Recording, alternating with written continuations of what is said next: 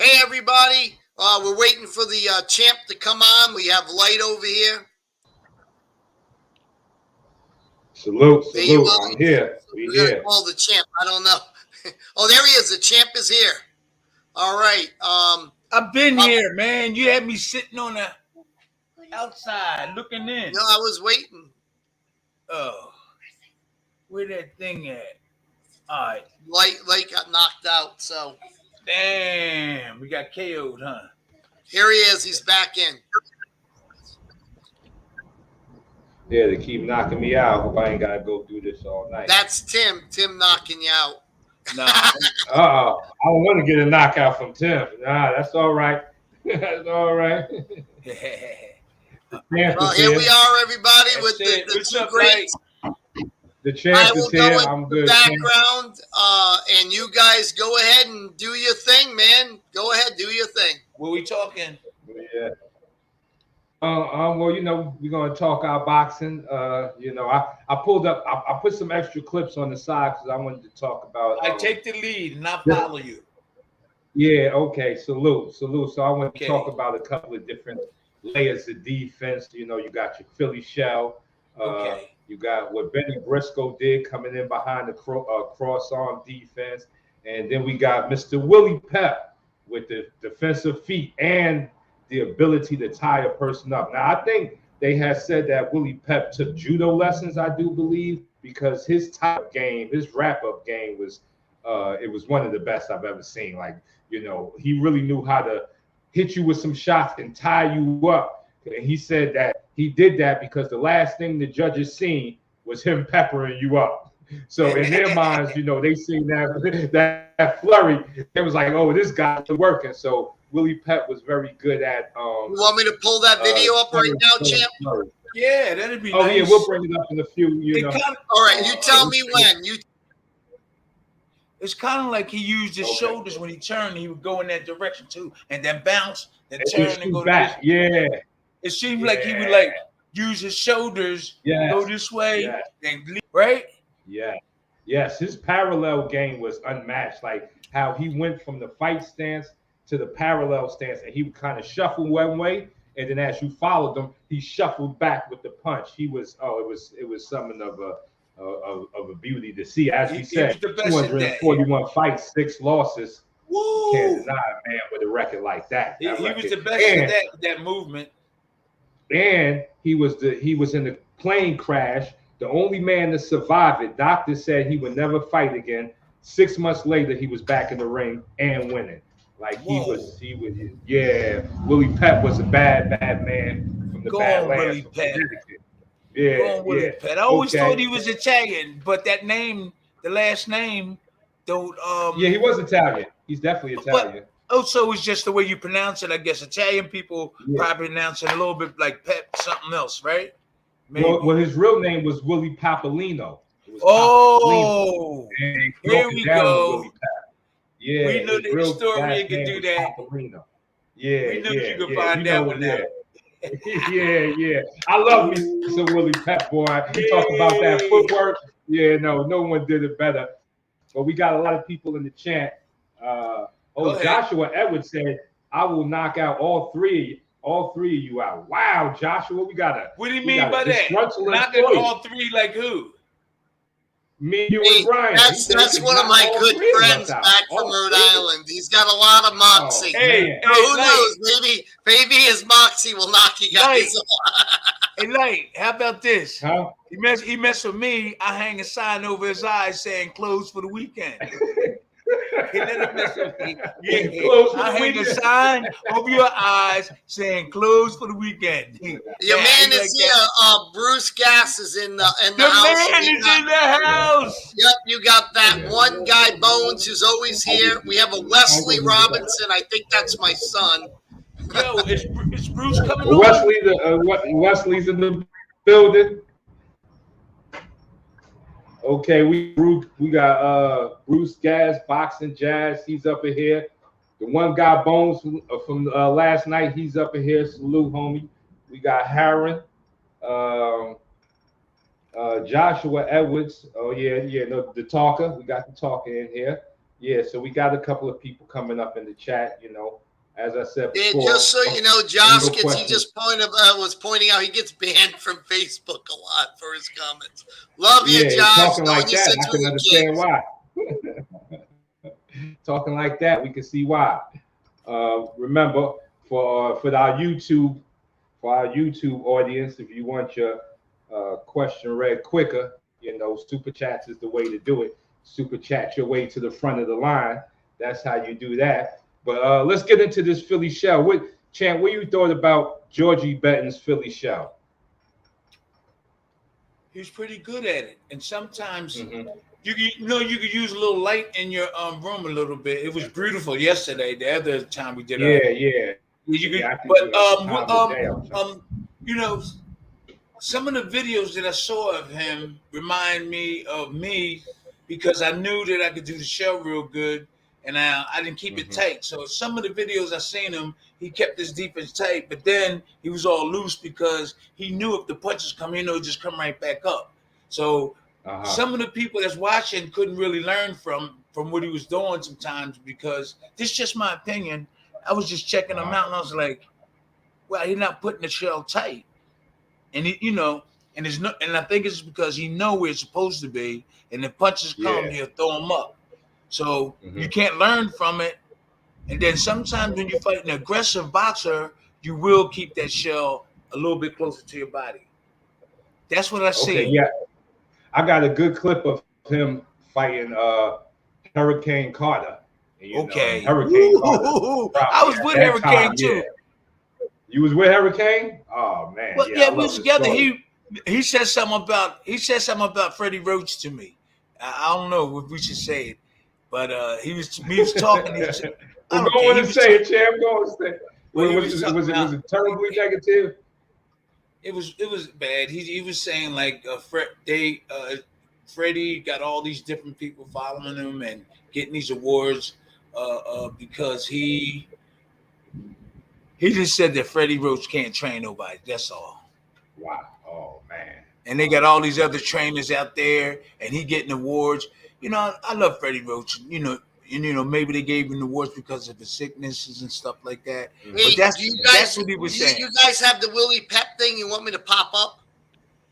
Well, we still on the Philly shell. Bring up the one with Hurricane Carter and. All right, let me share this for everybody. Here we go. We're gonna do present. I'm gonna share the screen.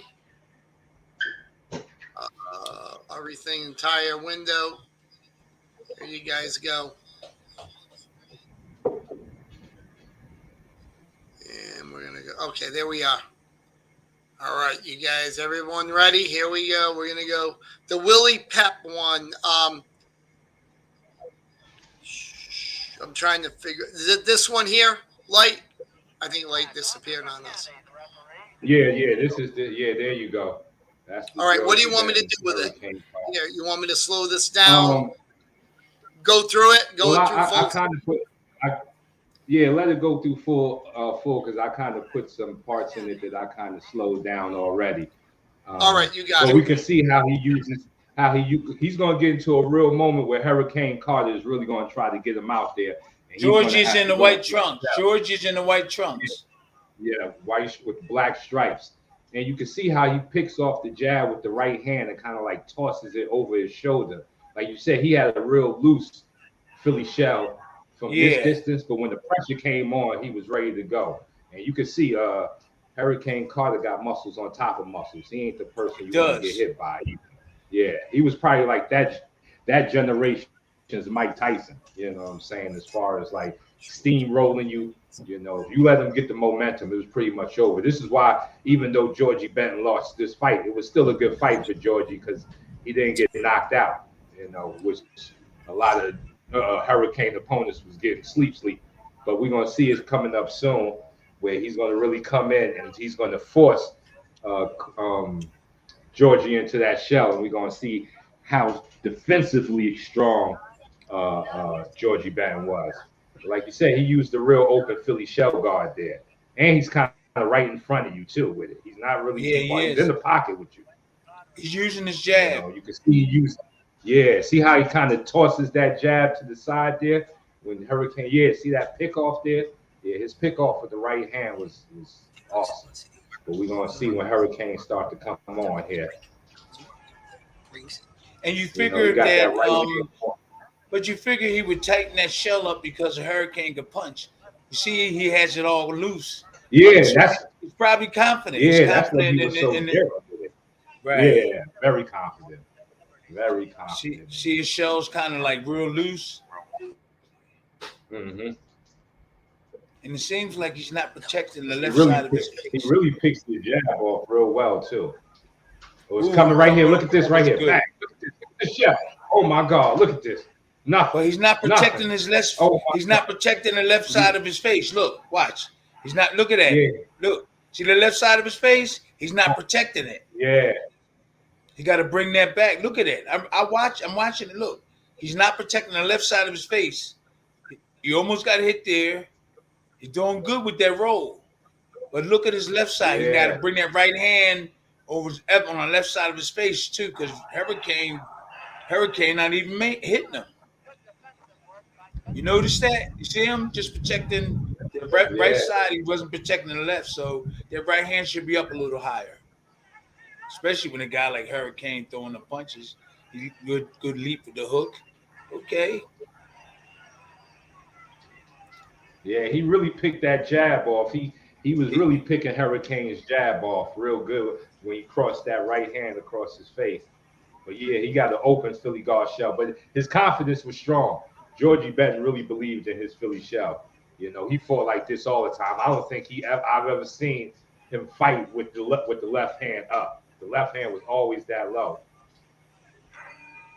Look at that. Right. So that was the Georgie Benton clip with the Philly shell, you know, as far as being in the pocket with it and how he kind of turned and rolled with it. Then we also have, you know, behind the cross arm defense, we got Benny Briscoe with Hagler. You can bring that one up there. That Benny Briscoe with Hagler. But what we can see from Hagler too. The cross arm one, you want me to bring it up, Lyte? Yeah, the Hagler, Benny Briscoe. All right, let me make sure I got. Benny just kept that right hand up there. He knew how to block it. Is it this one here? Seconds into the fight and has not stopped. Yeah, there we go. All right, bring that one. Can you guys see this well? No, it's on the lower. It's not up. It's not on the top screen, but it's on the lower one. Is it good though? Can you see it? What it had to do? Hit that? No, that says remove. I can't do that. Lyte, can you see this good? Yeah, I can see it. We just gotta bring it up. Yeah, I can see it though. What do you mean by bring it up? What's wrong? It's not on the main screen. Not on the main screen. Hold on. The other one was good, right? Yeah. Mm-hmm. It was Georgie Benton. Tell me now. Is this good? We don't see it up on the main screen. I don't. Yeah, we don't see it up on the main screen yet. And we also going to see how many. I got you. I know why. I'm sorry. How about now? Sorry. Some people say they can't see. How about now? 8:16. Yeah, you got it. My fault. I apologize. 8:16. Somebody said Wesley. All right, come on. Benny just come at you. Keeps his hands up. Yeah. Now look how Hagler switches his stance. Look at how Hagler switches the stance. Look, southpaw, orthodox. Oh, from the jab. This man switched. His switch was so look, back to southpaw, jabbing with the left, jabbing with the right. He got Hagler fighting off the back leg. This should also go to show that Hagler has some boxing skills. He could box. Well, he retreated because Benny was behind that. Yeah, he retreated because he's retreating because Benny is relentless and tough. That's right. That's the first time I Benny really walked seen. Down with his deep. Right. That's what I'm saying. So I don't see Marvin Hagler doing that to anybody else. So that means something about Benny Briscoe. He's picking him up with that. Ooh, that's pretty good. I haven't seen people. Yeah. Marvin don't play with nobody. He don't back off. People talk about Terrence Crawford switching. People talk about Terrence Crawford.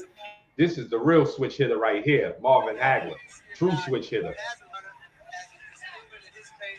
Yeah, he punching too. Like he said, Benny's relentless. Benny's relentless. So I never seen Marvin Hagler do that to anybody, like back up. So Benny must be a bad boy. I was at this fight. No, I was at this fight. Fighting on the back leg. Yup. Yeah, you said you was at this fight here. Wait a minute. Yeah, he got Hagler on the back leg. I had the problems at 2 of his fights. No. He fought this guy from California, but I do remember this fight. Yeah, it was Hagler movement was so smooth in that. So smooth. Is that it? Benny Briscoe, aggressive defense. Aggressive. Is that it? Aggressive. Yeah, that was good. Was that it? Yeah, that was it. Yeah, that was just a clip of it. Yeah, that was it. You know, before we go into that Willie Pep, let's see what we saying in the chat. What we got in the chat. Questions for the champ. About anything you've seen. High guard, Philly shell, jabbing. Someone said y'all muted. We muted? I'm thinking, is we muted? I see Tupi or Toppy said y'all muted.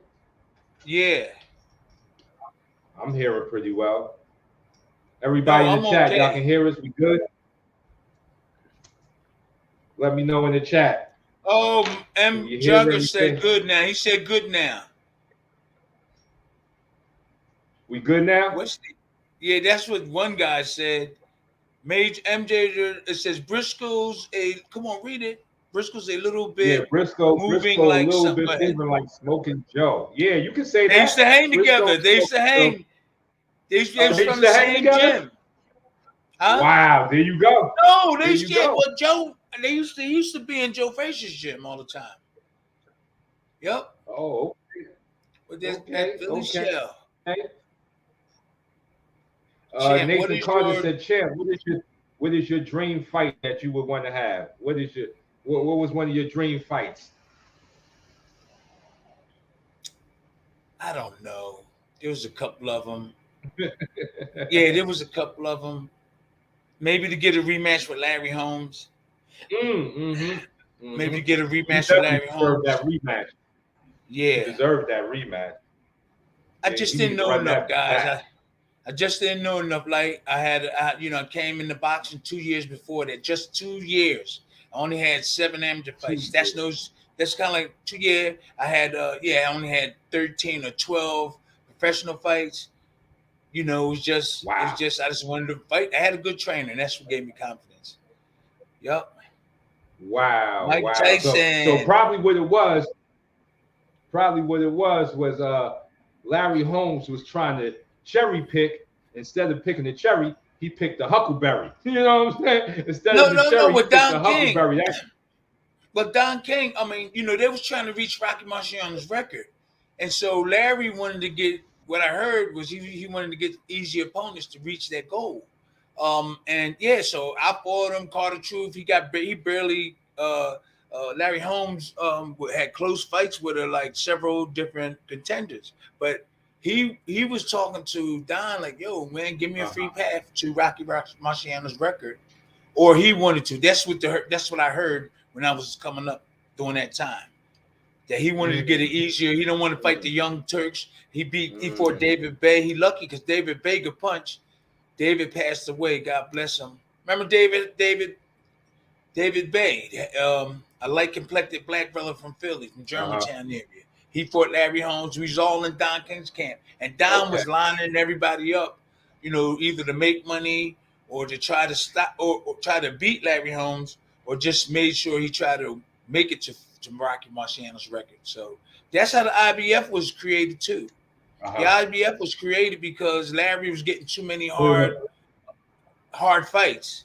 He was getting too many hard fights to reach the Rocky Marciano. This is what I heard. That's how The IBF was, but now you got the IBF because Larry and what's the president of the IBF? Bob Lee? Is it Bob Lee? Hold on one second, champ. We got 22 people in the building, and we only got one like. Now, come on and smash that like button for us. Help us get this video out. That makes the video good for the algorithm on our YouTube channel. So we got 22 people in here. Smash that like button for us. It don't cost nothing to smash the like button. We got the champ out here giving the real stories. You know, he's telling us what really happened behind the scenes. So go on and smash that like button. It don't cost nothing to smash the like button. So go on, champ. Yeah, so they was trying to fast track him to beat Marciano's record, huh? Yeah, so was it Bob Lee? Who was the IBF president? Bob Lee, I think. And yeah, that's how the IBF, I found out, was created, because Larry Holmes wanted a clean path to the Rocky Marciano's record, and Don King was giving them Young Turks hard ones, and so he went. I think this is what I heard. He went to Bob Lee. They created the IBF, and they tried to go that way to the type to reach Rocky Marciano's record. This is what I heard. That's how the IBF was created. Wow. This is what I heard. Yep. Ain't that something? Wow. The history. Remember the IBF? Wow. Yeah. Larry Holmes became the IBF champion. And so they was trying to reach Rocky Marciano's record and try to control who his opponents, I think.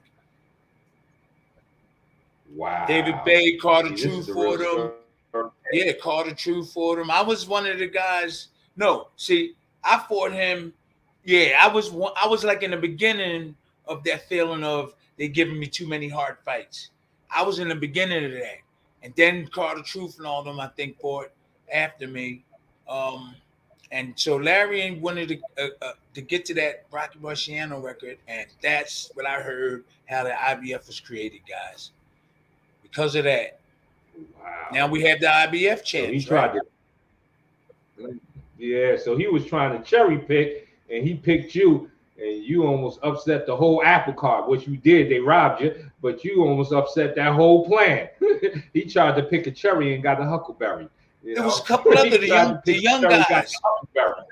But like the young guys, one after another, I maybe have been one of the tougher ones, but the other ones could have dethroned them too if it was the right time and place. But they was getting rough, and this is what I heard from them talking and stuff.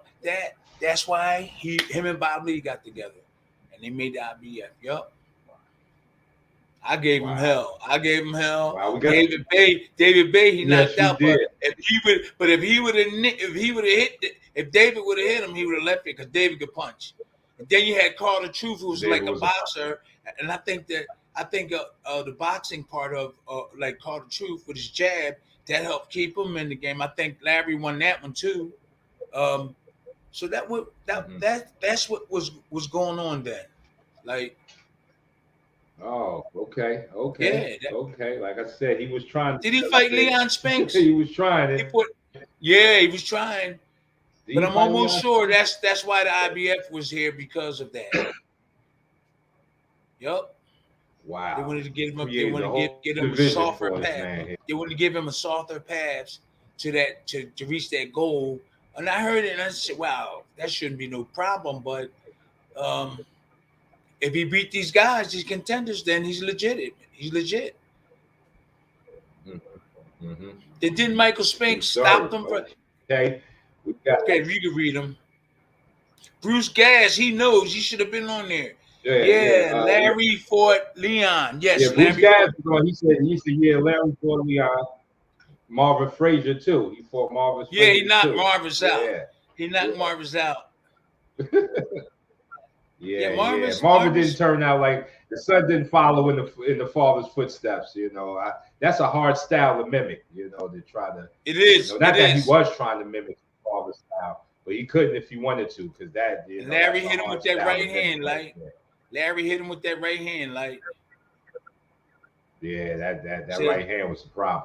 Marvin Frazier too. It was a long bomb. It was Bruce Gass. Bruce Gass talking about Marvis. That was easy for Larry. Larry had fun on that one. There was a match that Tyson should have. Go ahead. What is it? Roger D. We What's got that? Roger W.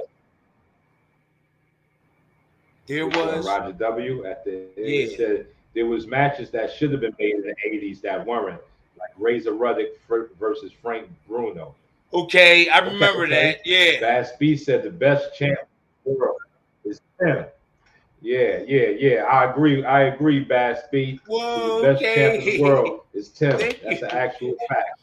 Hey, Yeah, Bill, I'm gonna give fact. you 10 Bass seconds. B, Listen. thanks for coming dropping that truth bomb on us.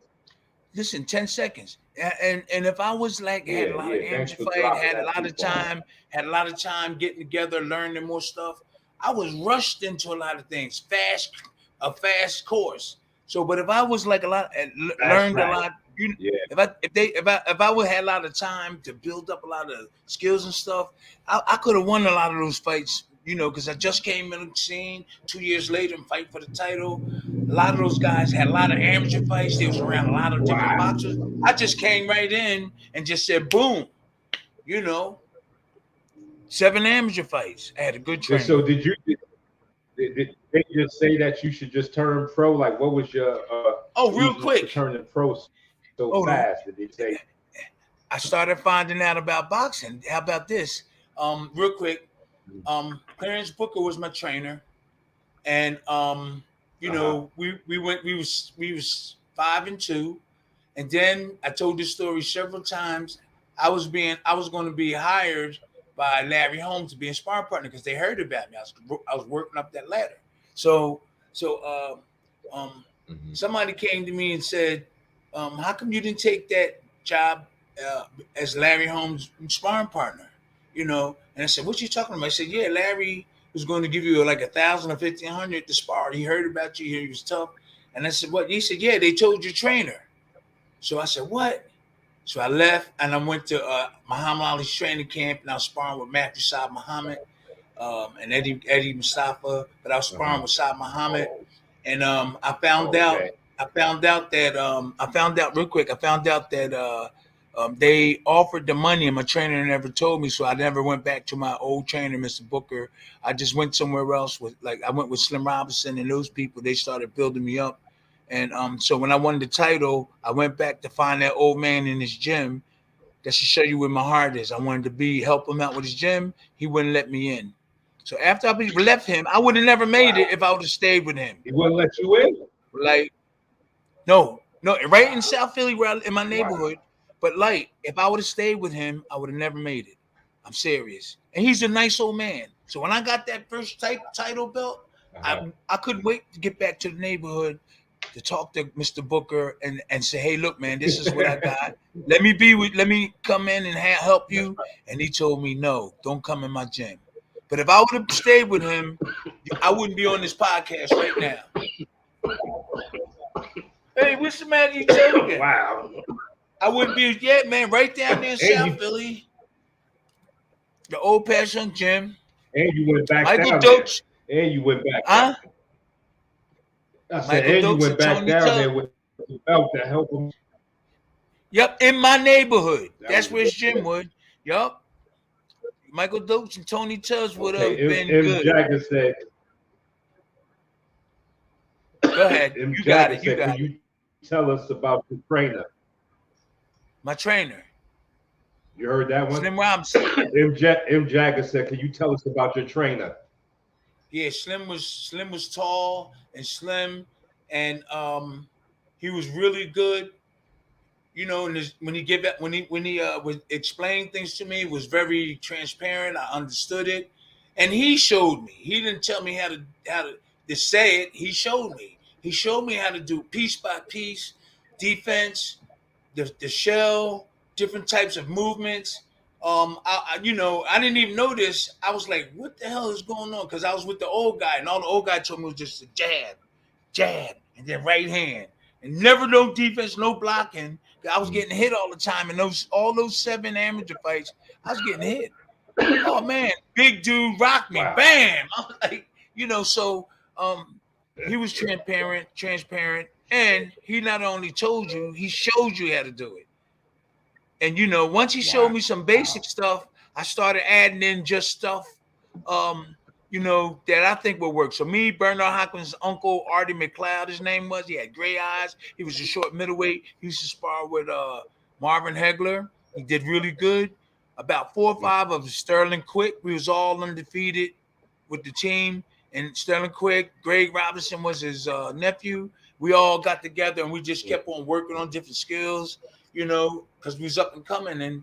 And you know, then I think I told you the story that Slim was with me. And then when Don King got a hold of us, he had to leave. He was crying. He had a gun in his hand.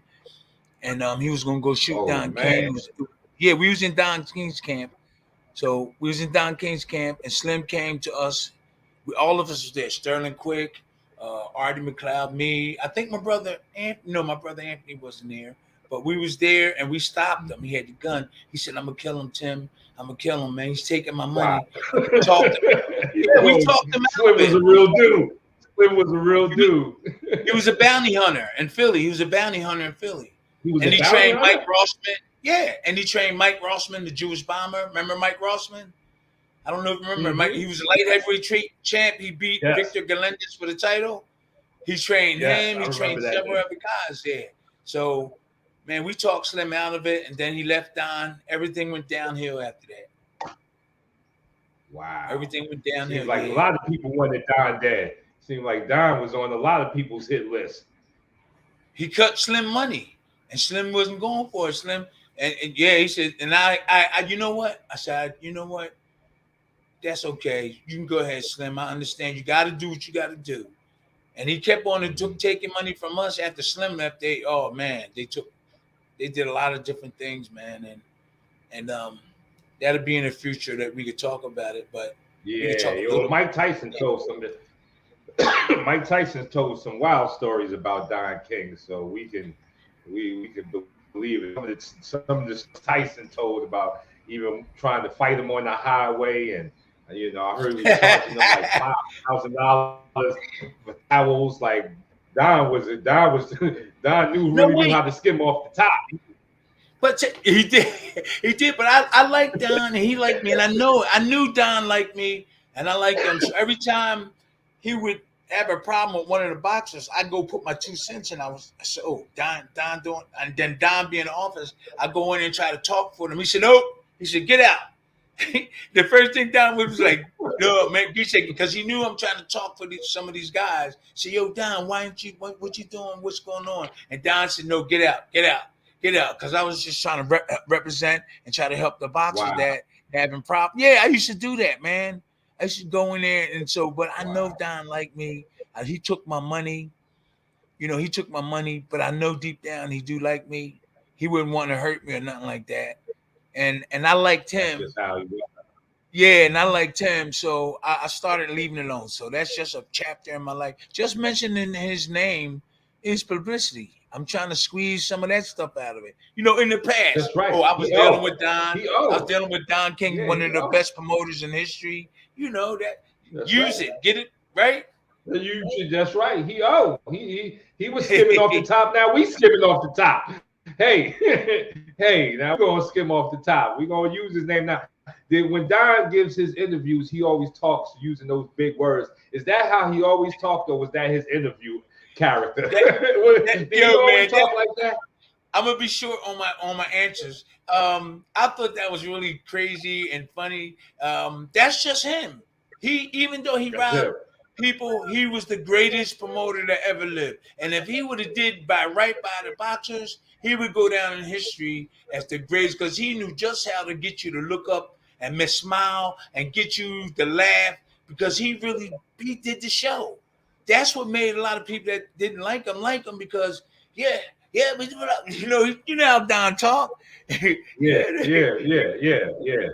And so some people didn't like him, then they loved the guy, you know. But the things that he did was really kind of bad. And stuff. And so I left it alone, because I did see the good side of him.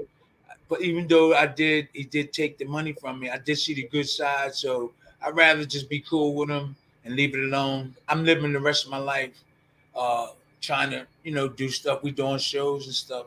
And that's right. The defensive court, yeah. Why should I worry about all that stuff when I got into some more of my life to live with my kids, my grandkids. That's right. So that's in the past, right. man. That's right. Well, he did just sign Adrian Broner. He did. Adrian Broner. Yes, it signed the Don King. Yep. Okay. He had one fight. I think he had one fight of the Don King so far. Yeah, he had one fight of the Don King. What do you guys think about the future of that fighter? Who? Adrian Broner. Adrian? Yeah, what do you think? Broner? Well, it's kind of behind him now. You know, I think Adrian Broner became a poster child of how the money and the fame hits everybody differently. You know, like it does. You can say you said the right. You can say you're ready for that money. You can say you're ready for that money until it gets in your hands, and we can see when that money hit Adrian Broner, he kind of spiraled out of control. Sometimes getting rich is the worst thing that can happen to you. You know, because it's going to show sides of you that you can't hide. Like, you know, if you want to see who a person really is, give him some money, and you're going to see who he really is. You know? Okay. And I think Adrian Broner is a testament to that because the money made him spiral out of control. I think he said he spent like $1 million in like 3 days one time. $1 million. Like who did? Adrian Broner. You know. And the crazy thing about him is he's a hell of a showman. Like when it comes to like, you know, having that showmanship side of fighting, he got it down mastered. Like he could probably, you know, he could still sell out fights today, even though he's losing because he's such a character. People want to change. He got to change some things and win the people back because he did have a tough attitude and stuff, and nothing wrong with being tough on a lot of different things. But I do believe if he act like he love everybody and try to, you know, have a story like that, I think that he'll do a lot more better and get a lot of more people to accept him. Yeah, because he's cussing, he be this, he be that. If he, you can always come back and try to win the people back and apologize or something like that. So he need that type of thing, I think.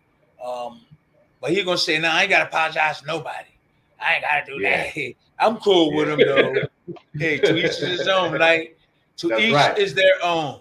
There you go. We got Abdul Terrell said, "What it do, 52? What it do, Abdul?"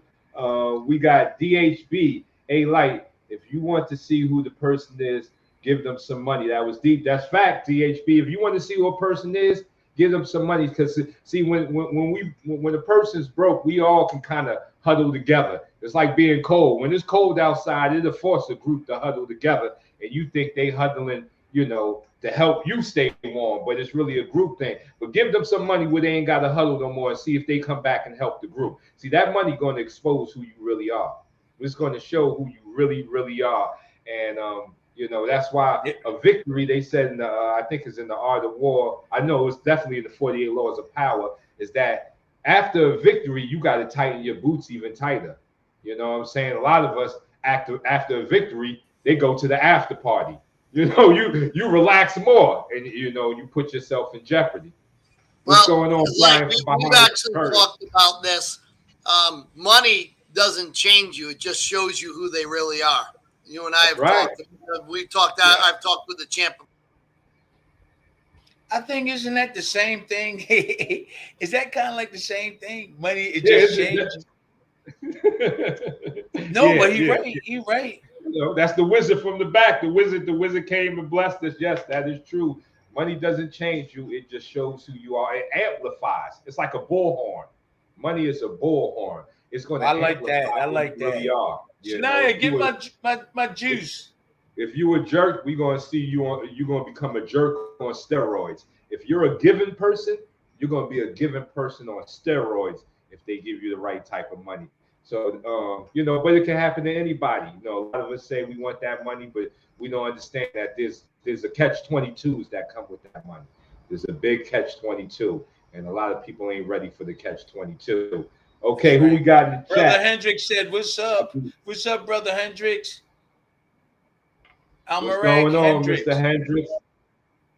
Yeah, anybody who got questions for the champ, this is your time. Super chats will be accepted on this channel. If you feel like you want to get your question read up front, super chat it. and we're gonna get back at it. Bars. Abdul Terrell said, I need some to see if that's true. Abdul Terrell said, I need to get some money because I want to see if that saying is true. No, not that. I hear you know. What you mean, the money changing people? Yeah. He said he want to get some money. That is true. That's true. Okay, we got 52 Block Boxing Network. Salute. We got a Burley in the building. We got somebody who's trained with me, one of my peoples. Yeah, salute. 52 Blocks Boxing Network in the building. We up in here with the 2 times heavyweight champion, Tim Witherspoon, the man Tim Witherspoon versus the hand of Brenda Holyfield. That's right. Would have Tim Witherspoon versus Evander Holyfield would have been a very good. Yeah, I agree. I'm gonna tell you this. Though. I would have to be in phenomenal shape. I know that he's just basic, but he's in shape. He's solid and he's strong. At the time I was supposed to fight him, they said he had something called a hard heart, and he couldn't fight me. But we were supposed to fight. Now Evander would have fight me, but Lou Duval and them kind of skeptical about my style. They knew Slim, and it was kind of But Evander was going to shape. The only thing that in my situation, if I was in his shape, I would have cleaned up house, the whole thing. The boy was in shape. Well, Evander, you got to give it to him. You see him? Yeah. But we got to talk Tyson about was in shape. Evander's second punch that he had. Shania. When he fought Michael Dokes, you could see it. He hit you with the jab, the right hand, and then a headbutt. He came in with the jab, the right hand, and the headbutt. You Tyson told that headbutt, champ, because he was going to do it. He was a headbutt master. They didn't talk about it. Yeah, his headbutt. I didn't know he was headbutting. I didn't know he was headbutting until Tyson told me and somebody else told me. My brother used to spar with him, Anthony. I should have had him come on. We're going to have Anthony, who was a light heavyweight. Yeah, we'll have to have him. And Steve, my old coach. Yeah. There was on somewhere on YouTube I saw a fighter went into Evander Holyfield's gym when he was training, and there was a bag with a tire around it. And I'm sorry, say that again. There was a bag when he walked in. There was a bag with a tire around it, and Evander was working out on the bag. And what he would do is do his combinations and hit his head onto the tire around the bag. So that's where he got the hit. And you got somebody got a super chat from 52 Blocks Boxing Network. Okay, he says, what do you brothers think about the Mexican style horsehair gloves? What do you think about that, champ? The Mexican style horsehair glove. The gloves made with the horsehair. They was the who had those gloves? Who was using those gloves a lot? I don't know. It would appear to me that it would be hard. It would be hard to receive those horsehair. The protection wouldn't be for your face. Wouldn't be as good as the other. So horsehair. I don't know. That may be a puncher's boxing glove. A guy that can really punch. You're not, horsehair. I don't see that much protection to me and like horsehair. Mm-hmm. So that means he's gonna be hitting you. So that means them punches are going to be a lot harder with them horsehair Mexican gloves. And the Mexicans would love to have that edge like that because they come in ready to chop you down. The Mexicans. So where's that at? Where's the horsehair gloves coming at? Where's that? That's I don't know the brand, the name brand of it, but it's been used before. And I think a lot of people don't really like it.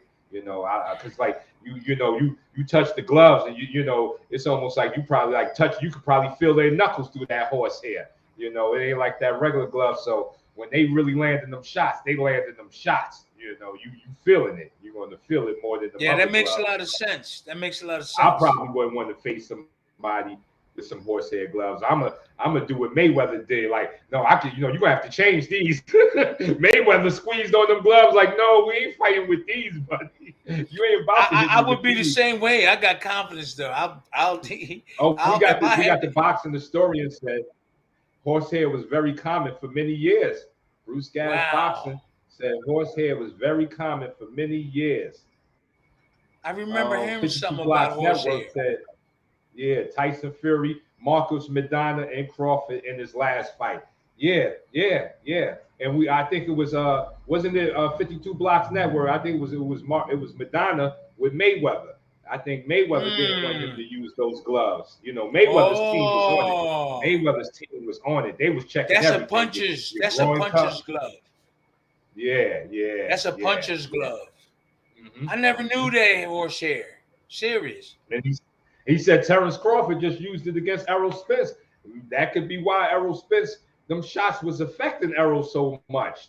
You know, I didn't really see Terrence Crawford knocking Errol out. I didn't see that. I did not see that. I could have thought that Errol had the better chin out of both of them, but the horsehair could have been a problem. Maybe Errol Spence's team needs to be like Mayweather's team. Like, nah, we ain't fighting with these. You're going to have to get another set, buddy. You're going to have to get a regular set. Well, that comes with experience. We talked about his corner before. We love him, but that comes with experience. Maybe they should have contested the thing of wearing those horsehair. But maybe more experienced trainers probably would have said, if they heard that, they probably said, no, we don't want no horsehairs. I don't know how much experience his trainer has. Spence trainer has, or how many fights, or any fights. But some of them other trainers would have probably questioned that. If I'd have heard horsehair, I would have said, whoa, wait a minute. Let me check them gloves out. I would have checked them out. Let me squeeze the Shaman. That's right. Abdul Terrell said, can you guys explain the difference in the gloves? What is the difference in the gloves? The gloves that you fought with, do you remember what they were? Like, what was the brand? What the hell was they? Everlast? I don't know what the company was. I can't remember right now. All we did was put the gloves on. I do remember at one point that we didn't see the name on it, but some you had 8s. They stopped using 8s when that kid Dooku King got killed. They stopped using 8s and everybody used 10. But they still probably find they had a way to put that stuff in the glove where that knuckles still land on people. Yeah, they still probably figured out a way. But so everybody wearing 10s now. I think we used Everlast. Yeah, okay. I think we used Everlast. Yeah, I used them. I used them, man. 8 ounces. Woo! Somebody get knocked out. Somebody get knocked out. Yeah, I think 10 ounces was good when they switched over. They should have left it at that. Yeah, and what about hand? Huh? What about hand wrapping techniques? Do you know anybody with any type of hand wrapping techniques that would give you an extra edge happening back then? Yeah, they could hide it too. Eddie Aliano passed away. He was one of the best cut mans around. He was in my corner. And my light. Hold on. Okay. Oh, yeah, no. He was in my. Shania, get my light. Okay. Yeah, Eddie Aliano was really good, but Slim knew how to cut. He knew how to like tie the glove up and pull that skin back with the so you can pull that skin back and make it tight. Get the power cord for this. It's over there, I think. Or find it if it's right there. I'm sorry, guys. It's all good. Take your time, champ. Shania, just tell them I'm on the podcast. Where the cord to this? Hurry up. Yeah, so they would tie them, and then up here they would pull the skin back. So this would be all like you could feel the knuckles and everything. Okay, we're waiting for the power. We got who we got up here? We got P. What he says. Since you're talking about gloves, what do you look for when choosing gloves? I feel like many gloves are not angled properly, so rather than most of the impact. It's no big deal. Just tell her I'm on the podcast. I'm sorry. No, P. Get the. We got you, P. We got you. I'm sorry, everybody. It's all good. I got to get that light back on for. We was talking about the gloves. Them man, I'm glad they did. There's been some people hurt. Oh, here we go. All right, got it. All right, here we go. Now we back. All right. So P said, I remember fighting them 8 ounces. Go ahead. P says, since you're talking about gloves, What do you look for when choosing gloves? I feel like many gloves are angled properly, so rather than most of the impact being on your knuckles, it's on your fingers. Well, Did you have any hand problems with when you were punching and fighting? Did you have any hand problems when no, my wearing trainer certain gloves? you talking about doing a fight, right? Yeah. No, my trainer taped my hand pretty good. I never worried about that. He was really good at taping hands. So every time I had a fight, I didn't worry about my hands at all. Sometimes your hand they get a little too tight. You just take the scissors and cut it, and that relieves it.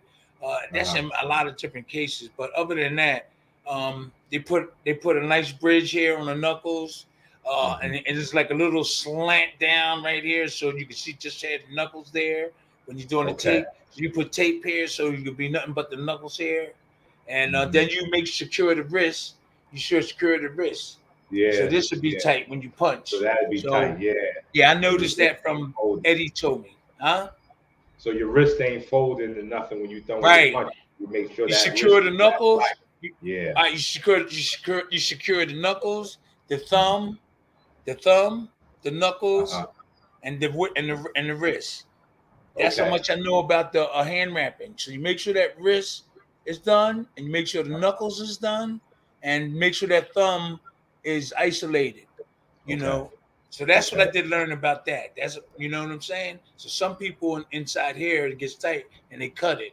They cut it here and loosens up, or they cut it somewhere. That's how they relieve some of the shit. Okay, we got Tony Breeze in here. Another burly. Tony! What's going on, Tony? He said Derrick James was a former boxer, just like Terrence Crawford trainer.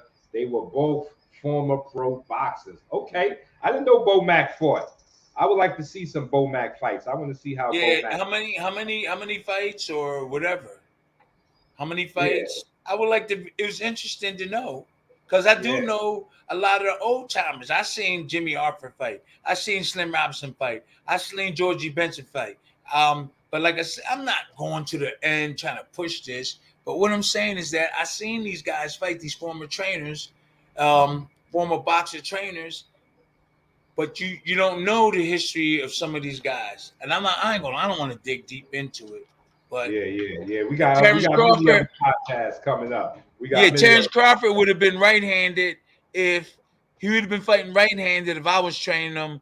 If I would have caught him before he start getting really big, I wouldn't let him be like have the southpaw have the power in the front. I would put the power in the back and have him gain confidence with the right side in the back. We might have seen a different Terrence Crawford today if the trainer would have did that. Now my trainer would have made him keep his right side in the back. I'm telling you. Slim, I've seen him do it before. Now, if you be switching back and forth, he would have made you keep that right side, your power in the back. And so that's the difference between a lot of trainers, though. So Slim would have made him and then kept practicing was right in the back, and you'll see a different Terrence Crawford. Well, he did. He did fight orthodox a lot. He just started getting more. I think his confidence was stronger on his other side, which is fighting as a southpaw. Because when he was fighting against, I think who was it, Special K, the guy that Errol Spence took the belt from. The first couple of rounds, he was orthodox and he was getting jabbed up. It wasn't until he turned southpaw that he was able to get him out of there. So he's kind of almost a southpaw now because he did. Well, they didn't work with him. They didn't work with him to change him back. Yeah, his confidence is not on that side. His confidence is not on the orthodox side. I understand, but the majority of fighters, when they before they come to the gym, they fight southpaw. They be on the right hand side. Yep. They be on the right hand side. That's the street fighting style. Yeah. So they had to change me around. So he's successful with that right hand in the front. But I guarantee you, if a good trainer would have been, I'm not saying this trainer ain't good. Yeah. A decent trainer that know how to, he should just kept working on that side. And I think he could have still been successful on being right-handed. But he's doing good. He's doing good. He didn't meet his match yet. And if he do, I guess if he go up there to Canelo, I think that could be a problem for him. But we got Bass B said, Tim, everybody should use the cross guard or the high guard. What's your thoughts on that? Should they both of them? Guard? Both of them. Both of them. Use everything. Use everything It's in a your defense. Anything that you can use to block a punch, Go use and it. do it. If you, why should I tell you? I'm your trainer. Why should I tell you not to use something that's working for you? There you You go. know, There use you go. both. Use both. If Use it ain't broke, don't anything. keep it. Just learn how to counter back. Learn how to counter back off of those defenses. When you feel punches hit you, you got to learn how to throw back as soon as you catch it. You know? So keep your hands up, block your defense tight and everything. So whenever you feel a punch, you can counter back. Once the punch hits you, you can bring it that wherever that punch landed, you can deliver a punch right back after that. So once you're in your D and you feel a punch, you go boom, boom. One down Catch here, and boom. give, baby. Catch and That's give, right. baby. Catch and There give. you go. There you Hey, go. what's this? Pennant said, what about the Southpaw Philly shell? The Philly shell is still the same in the Southpaw. I mean, like, Yeah, it is. Yeah, It is. your right hand is down instead of your left hand is down. Sports Your left hand is down. No, your left hand is down when you southpaw. Wait. No, you right. Your right hand is down when you southpaw. You right. Southpaw, yeah. Left hand down and orthodox. Yeah, it's the same thing. 52 Blocks Boxing Network said, I miss the old style of boxing. I learned so much watching. What do you think is one of the biggest difference with the old style of boxing over today's style of boxing? So you think it was something? There's no defense today. No defense. There's no defense. Everywhere you go, Anthony Joshua, Deontay Wilder, Tyson Fury, it's different type of defenses. If we talking about the defense where you use your arms to block, not too many people is using it because there's no teachers to show them. So in all different weight categories, you see it. But when I was coming up, you could see people who put their hands up, blocking, punch coming, shit. It died down because some of the good trainers, they died down. Those guys should have called me, right? I've been trying to get in touch with Anthony Joshua. I was trying to work with Anthony, Dante.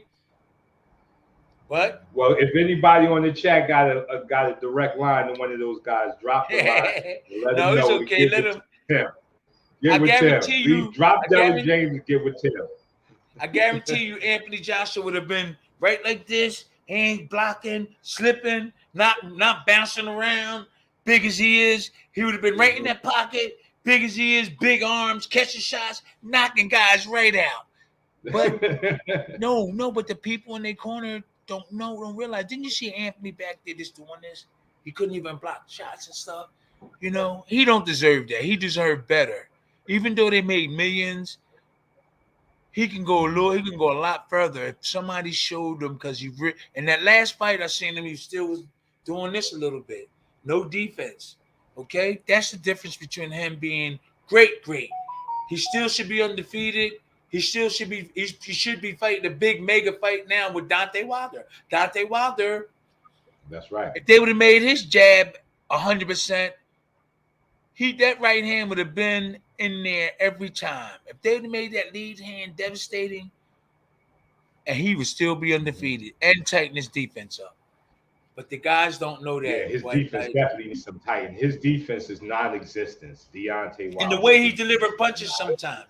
But these little things, these are tiny things. They're not big. That's why I said, man, what type of trainers are there if those little things he need to do that's going to make him really more successful, those little things, tighten your defense up, blocking jabs, and making sure this jab is good so that powerful right hand that Deontay Wilder got could get in. It'll make it easier. He would still be undefeated. I'm telling you, we'll be watching a mega fight.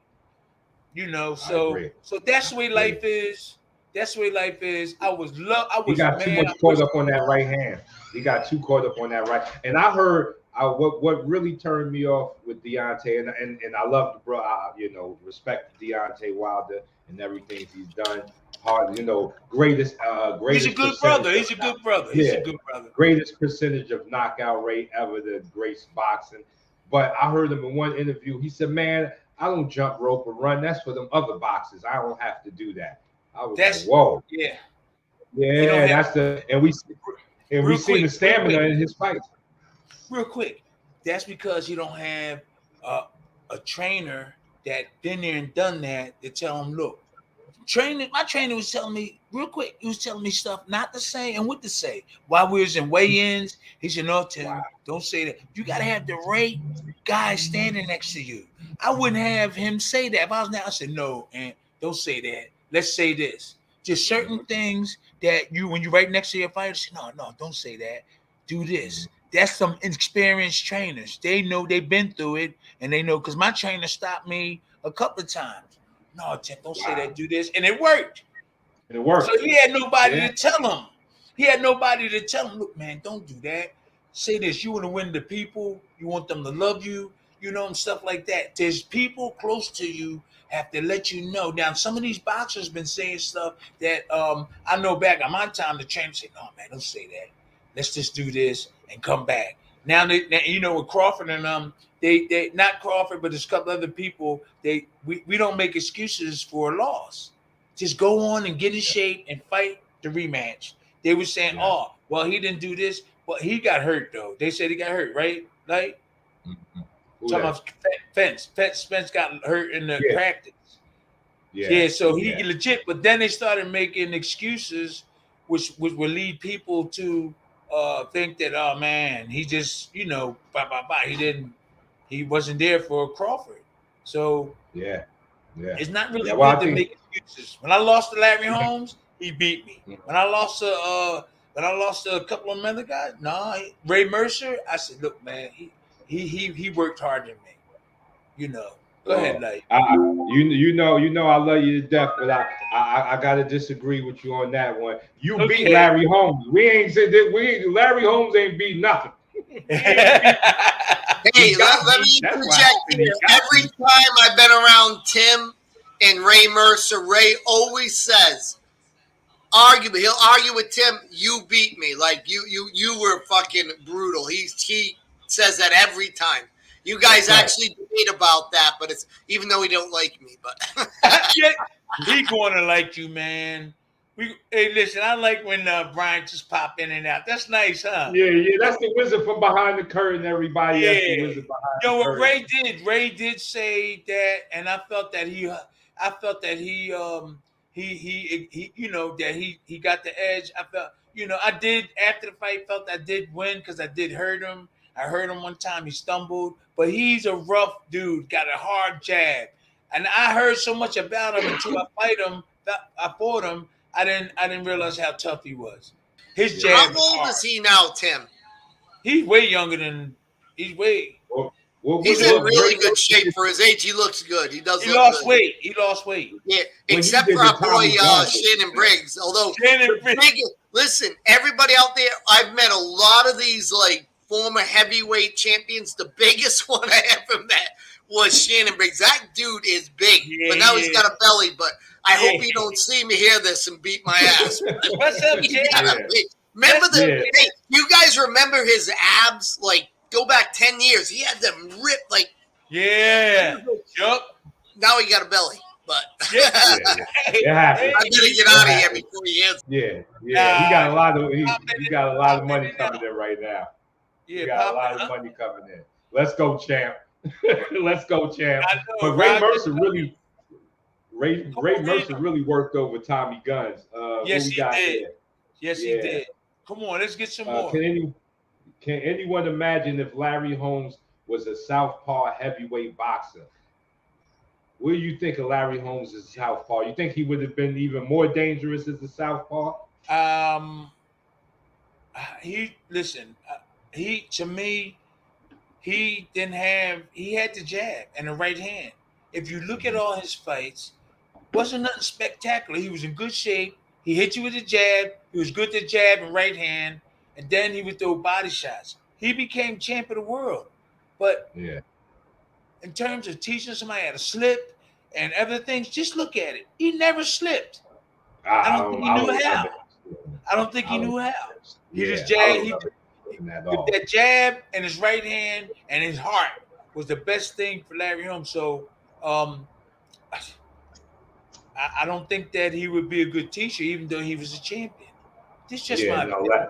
You say what you say about me, I'm going to take it. I love you. Go ahead. I agree. I totally agree. Larry Holmes would not make a good coach or trainer. He doesn't listening to his interviews. He had a disdain for coaches almost. Like he kind of had this funny relationship with coaches. Like, hey, why are you in the dark so your fans can't see you? Oh, it's man, okay it's with getting me. a little dark out here. It's getting a little dark out here. It's okay with me. I told Lloyd, I said, you got that Doc Ninja thing going on. Yeah, right? giving me that ninja look. What we got? The Black Knight. Brian, It gives me my that's Black cool, Knight Brian. look. That's cool. You popping in and out. That makes it like kind of nice, cool. Yeah, but nobody cares what I gotta say. Hey, there are some great people though. We gotta bring on here. We gotta bring Michael Olajide. Amazing guy. You all meet him. He was amazing. Him and Ben Doherty from England got a nice little podcast. I don't know who the third person is. I forgot who that was. The other person we gotta bring Mickey Ward. Let's get Mickey on. Vinny Paz, if I can get him on here. Hey, Vinny Paz I love Vinny. He's all over the place. But what about Blood Green? You think we gotta get him right. We gotta get him together. We're all working Mitch Green up on here. Yeah, we gotta get Mitch up on here. Get Mitch Green up on here. Yeah, we're working with Mitch right now. Good stories. He got some good. So support the Circle of Legends as this. We have a seminar coming up. Come to it because the monies will go to the fighters that are there, these legends that are going to give boxing seminars on their secrets. You'll have Tim Witherspoon. You're going to have Terrell Biggs. We'll bring Marlon Stalin, the secret of the high god. You'll have the secrets of all the knowledge that will be lost one day. It's all going to be gone. We're going to put seminars so you can support these struggling former legends to make money. That's right. By them teaching you forgotten knowledge. I mean, one day, you look at modern boxers, it looks a bit different than the past. And that's because they encapsulate secrets, things. I mean, back in the day, people they didn't have TV. They didn't have social network. And Lyte Burley and I were talking about this. All they could do was what could distract them from regular life. And if they were a boxer, that's all they did was boxing. It was their only entertainment. So they mastered things in a very unique and special way. And that knowledge is going to be gone soon because we're in these high-tech gyms. Everybody's trying to reinvent boxing, and they're going to make it very special. And they know more than the past. It's not true. No. Go back to the past. And these boxing legends, they're all passing away. And a lot of them are poor. And they need you guys to come to their seminars. They need you guys to support them. We'll put these boxing seminars on. You'll learn things that will blow your mind. I've been around some of these fighters. And I don't care if you're MMA. I don't care. Matter of fact, I just put out a short from 1740. Bare knuckle boxers fighting with their hand in the 1740. 1740. They didn't have no TV then. Look. No. I had pictures from a book. Okay. From a book. Let me do this. Let me do this here. Wow. We already sharing. Thank you, M. Jogger. Thank you for the $2. Yeah, we got a $2 super chat. Tim, we got a $2 super chat from M. Jagger. Tony Breeze. Let me see if I can show this. Okay, Tony Breeze. Thank you, Tony. Can you guys see the screen? Yeah. All right, let me see. Tony right here. Breeze said that this won't matter because it won't matter if it lags because it's not an actual movie. All right, watch this. Can you guys see this? Okay, boxing book. Now look at the guy. Look at his hand across here. How to block. This is some 52 block stuff right here. Elbow. This is from 1840. Right. I'm sorry, 1840. Yeah, the only thing I don't like is he leaning his head back. Right. This is, but what I'm saying is, bare knuckle boxers say when you lay this hand across, that's no good. That would never work in MMA. Well, bare knuckle boxers were doing this. Look right here. What's that doing? What's going on right here? They're laying that across it, just like the Philly shell. And they'll say that. Look again, right here, 1840s book. Now they were probably practicing these techniques back in the 1700s. I mean, you can go way back. Anyways, let me let you guys have your forum back. I Now, apologize. what you talking about? Come in every All right, time, man. Let the wizard go back behind the curtain. We gonna have to introduce our sound effects for our super chat. M Jagger gave us a $2 super chat. Yeah. Let the laws ring. Yeah, let them ring. Yeah. M Jagger said, Tim, what are your thoughts on Michael Moore? Michael Moore was tough. He was a tough southpaw, and he had plenty of heart. I know at one point I think we were supposed to just make an attempt for me and him to fight. I would have to be in shape because I knew that he, with his southpaw approach and everything, he was tough. So I know I had to be in shape because he didn't care about you. He just will fight you, and we saw that in different fights. So, excuse me. I wouldn't mind fighting him because I know how to fight southpaws. I was taught how to fight southpaws when I was an amateur. So it would have been just right. I used to spar with Randy Mack, who was a professional heavyweight, and he was a southpaw. And Slim Robinson showed me how to fight them. So that would have been a good fight. Something I've been doing for a long time. Michael Moore was really putting the hurting on George Foreman before George Foreman got that big punch. I call that the Foreman grill punch. Because after he landed that punch, he got that Foreman grill. He got that Foreman grill contract, and they never looked back. Boy, Foreman got all his money back through the Foreman grills. I call that the Foreman grill punch that he laid on Michael Moore there. And Michael Moore was winning that fight. If he would have ran for the last round, he would have won the fight. But he said he wanted to try to knock Big George out, and made a terrible blunder. It was a terrible blunder. Even Teddy Atlas said, "I told you, kid. I told him all you got to do is run for the rest of the round." And he went out there and tried to knock Foreman out. I respect his heart. Though. Yeah, that was trying to knock out Big George. You got a lot of heart to stand in front of Big George. Real quick, we are showing the live on my Facebook, but not on either of yours Facebook, even though you guys logged in. So we got to figure out why that happened. Oh, and that's something. Okay. Yeah. I don't know why. What we'll have to do is do just a private live on both your Facebook. So you guys are on both your YouTube channels, perfect. But Facebook, we're not being shown on my Facebook, yes, but not on yours. So what's that all about, man? Oh, he left. See that? Hey, what's that all about? Hey, what's that all about? You up there can't get the stuff right? Okay. Read some stuff, Lyte. Okay, it's we our got fans, it's our people. We got Brian. Okay, Tim is Tony Breeze said Tim is right. Larry Holmes never slipped a punch. He would block punches or try to tie you up or try to do combinations by flailing his arms. Tie you up. What do you think about that? Tie you up. Yeah, tie you up. Because you know what? If he had those other skills, I think it would have helped him a little bit more. But he did really good with what he knew. He had the jab. He had the jab, and he had no defense really. He had no defense. He had a jab, his heart, and that right hand after he hit you with the jab, and he will fight you back if you catch him. If you catch him, he will fight you back. He had big heart. So that was Larry Holmes all the way. Okay. If he was to teach somebody, the only thing he'd teach him is the jab and maybe throw the right hand behind it. You throw the right hand. Yeah, I'm not down talking him.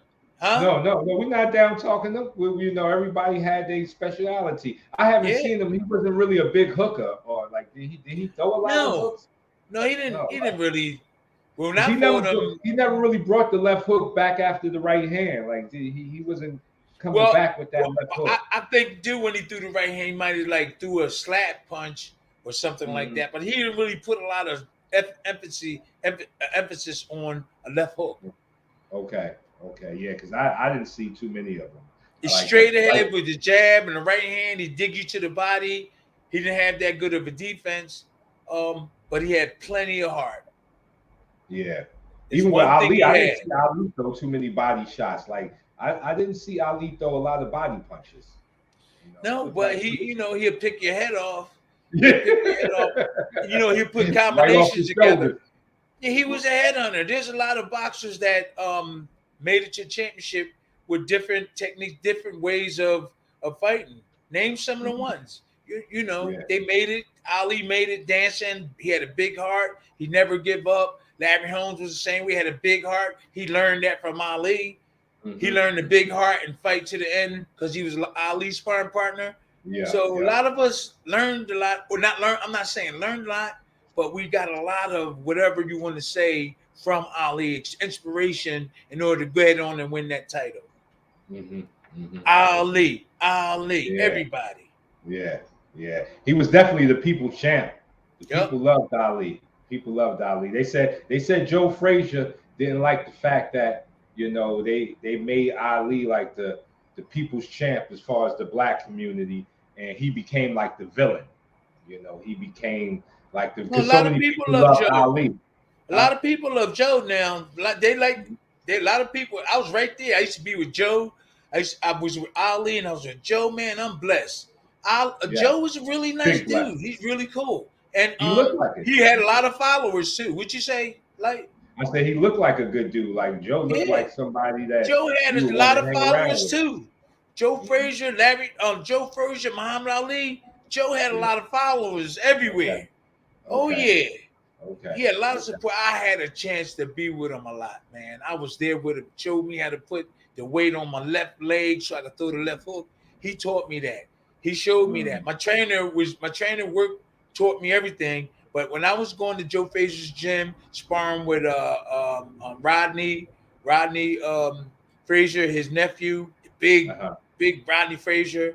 I never really sparred with Marvis after I fought him in the amateurs, but there was a lot of other good heavyweights in there. But Joe was there, showed me to put. He said, "Tim, put that weight in between on your left side when you want to throw that left hook, in between the ankle and your knee. Make sure you put down on that weight and then come up with that hook." That's what he taught me. Wow. Yeah. Joe Frazier. And nobody threw a hook like Joe Frazier. He's up there with the top left hookers that ever lived. Ever lived. His left hook was like my teacher said, he would hit in a 400-pound bag. It sounded like somebody was shooting a gun off in the gym. He said when that left hook hit the bag, he said he felt bad for Ali. What Ali was going through when he would hit the 400-pound bag with that left hook. He said it was a gun. And he said because he was white, so he said Joe Frazier would come in and see him in the gym and say, "Hey, white boy, they treating you good in here because we gentlemen up in here." So he really loved Joe Frazier. Give it up to Wilson Pitts. He really loved Joe. He said Joe was a gentleman all of the time. Yes, he was. Ali was too. Ali was the people's champ, but Joe was really, man. I love Joe. Joe, that's my man. I had a chance to hang out with him and do stuff with him. Man, that was cool. What you saying is right, but he's a nice dude. Joe Frazier. Did you get any tips from Ali? Did Ali give you any tips? Ali only told me because I was around. I was cool with him, and me and Aaron Snowell, my second trainer, we used to, he'd send us to do errands and stuff for him. His jab, he was just saying your jab. See this here? That's how you flick. Like he tried to. Matter of fact, we were sitting around him when he was trying to hit flies like that, and he would hit some of them. He would hit them. Yes, he'd flick. We used to sit around him, and he worked out real hard. We used to sit around him, and just. He looked like he had a good work ethic. He looked like his work ethic was strong. Even though he talked a lot of smack, he looked like he was ready to back it up. He just went in and worked. He did his work, jumped his rope, sparred with us, hit the heavy bag, But when he fought Larry Holmes, he was sick, and he should have never fought him. Maybe he needed. Maybe he needed money. I don't know what he needed. But he shouldn't have fought Larry Holmes. He was sick. Wow. When I was sparring with him, it was so easy. He was trying to lose that weight. They were helping him lose the weight, and by running, and they specialized. They was because he was heavy, and then they was trying to specifically get his weight down. That's the first thing they was trying to do, and they had everybody just wiping water off them. They let them start working out again, and weighing them all the time. And when I was in camp, I just and I sparred with him. I sparred with him. Several other guys sparred with him, and but he was sick for the Larry Holmes fight. What Larry was the Holmes got experience robbed. sparring with Ali? Like, how was that? How was that experience getting in the ring with Ali? Like, I really don't know because it was beautiful for me to be in there with the greatest of all times, but he was sick. Wow. And and he didn't whip on me because I did have a good defense, but there was something wrong with him. It was fun sparring with him. It was fun because he couldn't go all the way. And sometimes he would, but it wasn't no really bad. It was really cool with me when he sparred. And that's like one time I was spending the bell rung and I walked back to the corner and I told my trainer, I said, Slim, I said, yo, man, something wrong with him. I haven't yet got no pressure from him. I'm always just stepping to him and banging him in the stomach. And he never really fired back on me. So we found out that he was sick. Yeah, we found out he was sick. That's the reason why that he wasn't. We found out later that's the reason why he wasn't on all his sparring partners. He couldn't really, push forward. He was trying to lose weight and he was sick. He had thyroid problems. Larry Holmes didn't beat the real Ali. Wow. That messed him up. Tyson said that was the reason why he went so hard on Larry Holmes is because what he did to Ali. Like Tyson talked about, like he really wanted to make Larry Holmes pay for what he did to Ali, and it looked like he did. I did too. I did too. I did too. So we was fighting. We was talking about me and these other people they said, yeah, Tyson paid him back. I said, no, I did. I won. Go back, but Tyson really did. But Tyson really did not put him on his ass. Yeah.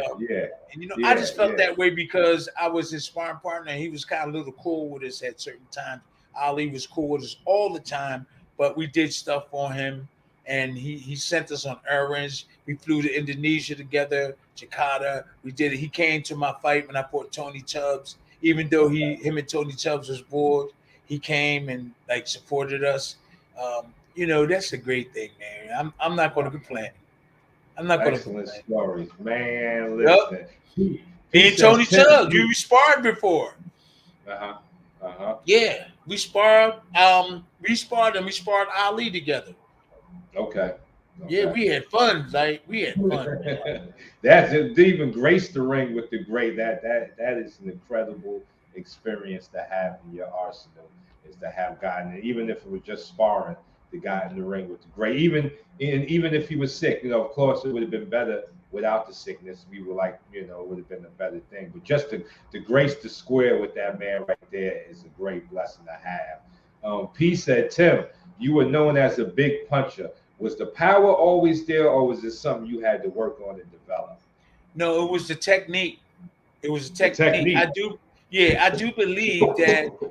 I do believe that that I can I don't live. I'm kind of strong with a good punch. I can hurt you, but I do believe that the way my trainer taught me how to deliver the punch, when to deliver it, how to deliver it, and relax when I'm delivering it.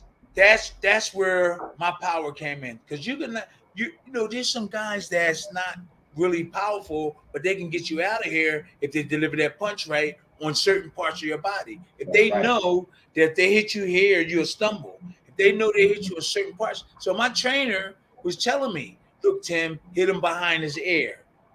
You'll get dizzy. Yeah, he knew certain spots that you hit. So some people might not think that you don't have enough time to think that way, but you do if you got a good defense. Ain't nothing going to hit you. You have time enough. I see that shot, I'm going to take it. And you got your hands up. So my trainer would tell me different parts of the body to hit on his head, right around here and right around there. Do I think I was a really fantastic knockout artist? I don't think so, even though I got those knockouts, but I was delivering them properly. And land those punches on the right place areas On the button. Yeah. Press the button. Yeah. So that's what my trainer told me. Listen, all these other trainers I know, we concentrated on different parts of the body, different parts of the stomach, and everything, and it worked pretty good. Oh, okay. We got Bass B says, Tim, I'm 5'8". Am I too short? I weigh 80 kilograms. I want to be a heavyweight someday. Is it just a silly dream? Heavyweight? He's 5'8", 5'6", 5'8". 5'8". Well, we got to find out how much he weigh and everything. I believe that there's a way to the championship and greatness in everybody. I don't care how big and tall, but if you that short and you big, you're going to have to do most of your work on the inside. Do not stay on the outside of a guy with these long arms. So you're going to have to be in extra shape. And you 5'8", you're going to have to be in phenomenal shape because your job, your work is going to be harder than a taller guy like me. Yeah. So you're going to have to be in shape. Chop a lot of wood. They hit the hammer. Oh, chop the wood. Lumberjack.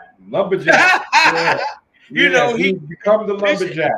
Listen, he's going to have to be in extra shape because of his height and his size. And believe me, you definitely have to stay on the inside. Okay?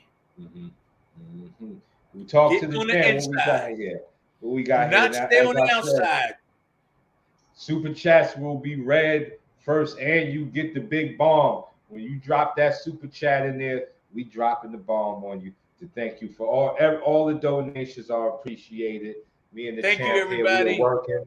This boxing show finna be the best boxing show on right now. It's up. Look, yo, Lyte, it says Tim Witherspoon versus Ike Iwabuchi. No. I would have to be in top shape. That boy could punch. All I had to do is jab him. I knew I'm a better boxer, but Ike Iwabuchi, listen, I'm admitting it. I would have to be in shape. That boy he came right at you. He beat David Tua. That boy, both of them boys is tough. I would have to be in phenomenal shape and win the fight like Ali fought with Foreman. I would have to have that mentality. Those guys are extremely hard to beat. He could take a punch. He could punch hard. Him and David Tua, man, shucks. That would have been a hard fight. David Tua was a nightmare, man. Woo! David Tua. That I just want to come in real quick. And go ahead. That's and me. I'll knock you out, champ. Yeah. The wizard came from behind the curtain and said, I'll knock something out. That's why he's the wizard. As fast as he pops in, he pops out. I know. I'm going to tell you something, man. Them two guys, I'm glad I didn't have to fight them. Now, I got the heart, to get ready for that fight. They were stronger than me. They were stronger than me physically. Yeah. I would have to be in the best shape of my life. I'm smarter than them. Yeah. What'd you say? Yeah. I said your defense will have to be on steroids for those big punches there. I know your defense is going to be what separates you from them big punches. Their big punches are good, but when you got that defense, you can nullify a big puncher, man. You got to be in shape. You got to be in shape, with those guys. They've got to be in shape. And you know what? I think Luduva and them turned me down one time. I know that David Tua would have fight me. That boy was to throw that hook.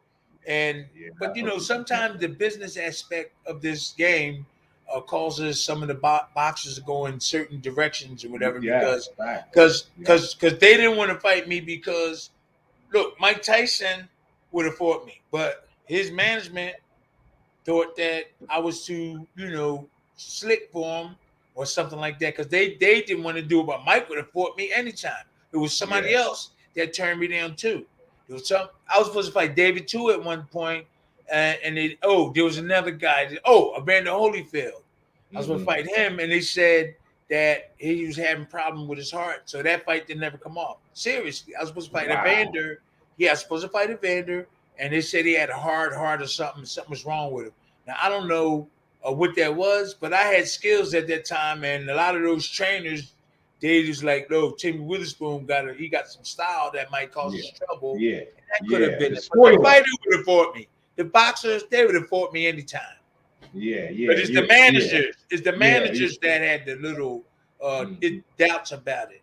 Angelo Dundee said it one time. He said, "It's not made the best man win. It's made the best managed man win." Okay. Okay.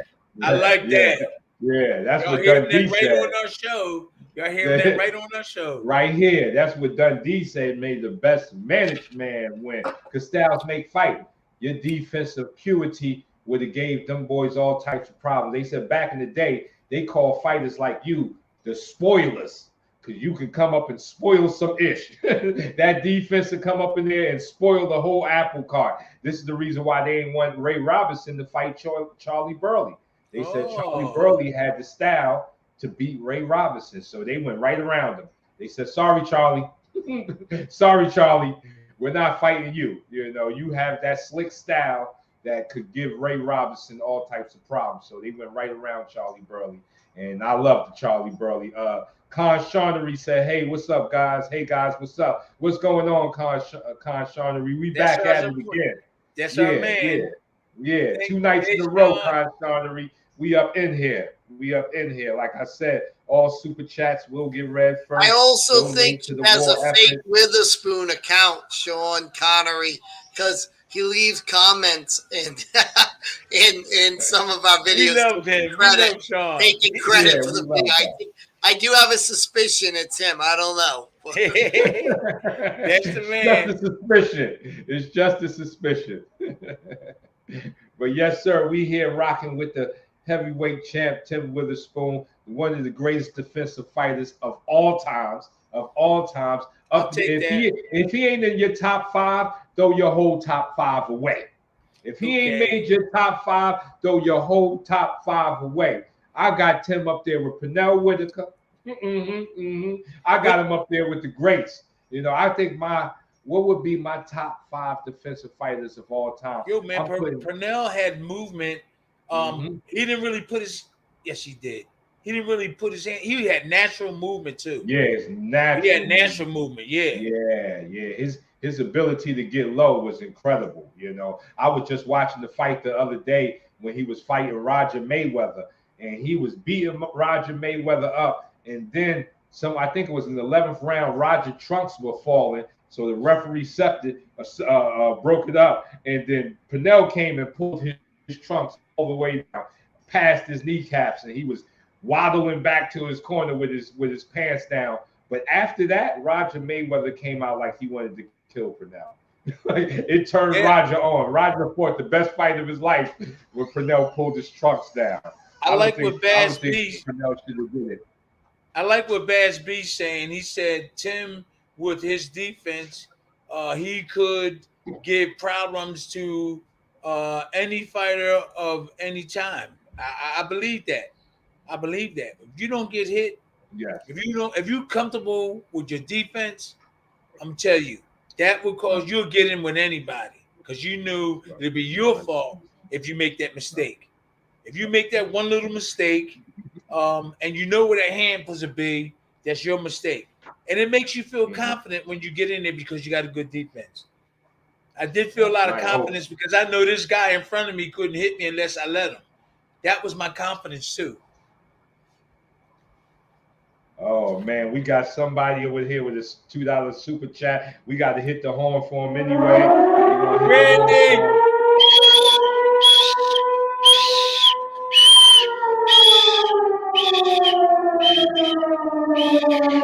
But what he said was, he said, Randy Witherford. Oh no, that's Randy. Yeah, he said, quit ducking me. Forks beat spoons. That's my man, Randy. That's my man, Randy. Okay. John Connery said Roger gave Vinny Panzarina a boxing lesson when they fought. Oh, okay, yeah, Vinny Panzarina. I liked the Roy Jones performance against Vinny Panzarina. Yeah, Roger had a long arms and he threw that right hand. But like I keep going back to defense. A lot of these young boxers lost the defense because a lot of trainers couldn't teach it or didn't teach it. Roger was offense. He was all offense, and it's good to grab and throw punches, but you want to look pretty slipping and grabbing and, blocking punches and all that. And you want people to talk about you slipping them or making people miss. So Roger had a good jab and he put that right hand behind it. When they put pressure on him, his defense was just a little bit shadier, not as good as, it should be. Well, his what's the name? Mayweather's father seemed to be the more defensive fighter. When he fought Sugar Ray Leonard, he was he had the shoulder roll and the he was doing the Philly shell. Roger seemed to be more offensive with his style. Yeah, he was. Didn't have much of a defense. I was in training camp with him. I was in training camp with Roger. In Vegas. Before? In Vegas, was it California? I think it was Santa Monica, California. We was all there with Muhammad Ali amateur boxing team, and I was there. I'm sure Roger was there. If it wasn't there, it was in Vegas. I met him in Vegas a couple of times, but we were in California, sparring, getting ready for fights, and I didn't know about Floyd at all then, and his dad. I seen him a couple of times. Yeah, we was in Santa Monica, Fifth and Pico, and I think Vegas. Yeah. Fifth and Pico. All the Muhammad Ali amateur team trained there. Tony Tubbs. We got another $2 super chat from these young boxers. Yo! Yeah. You get a super chat, you get the bell, baby. Yeah. You get the bell. He said we need Tim to show us the way. That's right. That's why you on this live right now. That's why. Thank you very much. Corner. We got the champ. Thank you. Con Charnery said absolutely, like Burley Jones shut hands of Reed out. Yeah. The good thing about that fight there, I like the title of it. It was the what was it? The Devil versus Mr. Jones. The Devil and Mr. Jones was the title of that fight when Roy Jones fought Vinny Panzarina. Because they was calling him the Tasmanian Devil. They was calling Vinny the Tasmanian Devil. So it was the Devil and Mr. Jones, the title of that fight there. Yeah. I love that fight. That was when Roy was at Roy. Yeah. That's when Roy was Roy. Mrs. Jones, Mrs. Jones, Mrs. Jones. We got a good thing going on. We gotta be extra careful. I hope I don't scare anybody. Oh man, wait. Oh, ring the bell. Ring the bell. We gotta be extra careful. Because it hurts so much. It hurts so much inside. I can't sing. What other boxing show you getting at? The champ had another career all in him. The champ had the second career in him. No way. Yeah, I would have brought your album. I would have brought the album, champ. I'm gonna let you know I would have brought the album. I'm buying it. Hey, I would have brought the album. Somebody donated we got $5. We got another super chat. We got to ring the alarm. Yeah. We got to ring the alarm. We got another super chat. Mrs. Jones, Mrs. Jones, Mrs. Jones, Mrs. Jones. Thank you. Oh, the octaves. That's right. Thank you. The Sear 101. The 101. Thank you. The Sear. Now, he was the one that was talking about the Tai Chi stuff. He was talking about the Tai Chi the other night, so we thank you for the super chat, but we still don't believe in the Tai Chi. I'm sorry to see her. I'm not going to say we ain't going to even believe. What I'm going to say to see her, what you should do is go into your local boxing gym. Make sure you take your camera with you. Make sure you got the camera. Set the camera up and do your Tai Chi moves to the jab. And then, as Jay-Z said, we don't believe you. You need more people. So just go get the crowd and the camera and show us what you're talking about. And we can see the magic. That's all I'm saying. But she needs some help. She needs some help. Oh, the champ said do you need somebody to jab at your face? I don't know if you want terrible Tim Witherspoon. No. I'm saying, what does she need? No. Like, what does she need? Something or what? What? No. he was saying that he can use his Tai Chi against a boxer. Oh, Tai Chi can block a jab. So I'm saying go down to your local boxing gym, take your camera, and prove it to us. Don't do us no lip service. Don't do us no lip service. We want to see it. We want to see it. There you go. We don't do us no lip service. Don't do us no lip service. But thank you for the $5 super chat. The Sia 101. We thank you for that. We thank you for that. Con Charlery said, Mrs. Jones is here. LOL. Yeah, you heard the champ singing. You know, you heard the champ sing. I'm telling you, he had another career. We gotta meet. Listen, we gotta meet him. That's my man. Man. He always following us and helping. Yeah, we got to get a band behind you, champ. You need a microphone, champ. I can't sing. I can't sing. It sounds smooth to me, champ. What we have on here? What we have? We got Ari Bennett said, Tim Witherspoon, what is a better cross-arm guard or Philly shell? Is the cross-arm guard better than the Philly shell? I guess that's the question. No, the cross arm is just another way of putting the Philly shell together. See, like they crossing, that's the shell is a tight defense. I don't care how you if you tighten it, this is a shell. This is a shell. Don't get it twisted. The shell is a tight defense. That's all. Okay. So you might get confused. You might get confused, or somebody else might get confused about the shell being two different things. The shell is a tight defense where you can't get hit and you can counter offer. So when they say the Philly shell is a tight defense, and you can do other things off of the Philly shell. When you're like this, you can catch like that, and the shell is a tight defense. Look at that 52. Look at that 52. It's a tight defense. Okay. And champ, tell everybody the shell is a concept. It's not one position. I know you always talk. Everybody thinks it's just you do this and that's all it is. No. Champ, explain to them this is a concept of fighting. It's not just one stat. It doesn't even, like you've told me, it don't even really exist. It's just a flow of defenses and a way of taking the opponent's energy and allowing them to throw it all at you. You're here. When are they at their weakest, champ? You always say this. When is opponent at their weakest? When they throw punches. When they deliver their punches. When at their full extension. When at their full extension, yeah. So you got to try to capitalize before they get. Huh? Yeah. You gotta. I told Lyte to take it from here. He can get deeper into it. Well, the thing is that you got to get your hand back for defense before you get countered on. So that's the difference. You know, you got when you go, you bring your hand back. When you go forward, you got to make sure you come back for defense. Right after you throw them combos. That's that the shell is a tight defense. You got to counter off it, and a lot of times it make you look pretty and beautiful. You just got to know how to do it. So there's no specific, right? There's no specific. It's just a tight defense. If you don't get hit, that's the shell.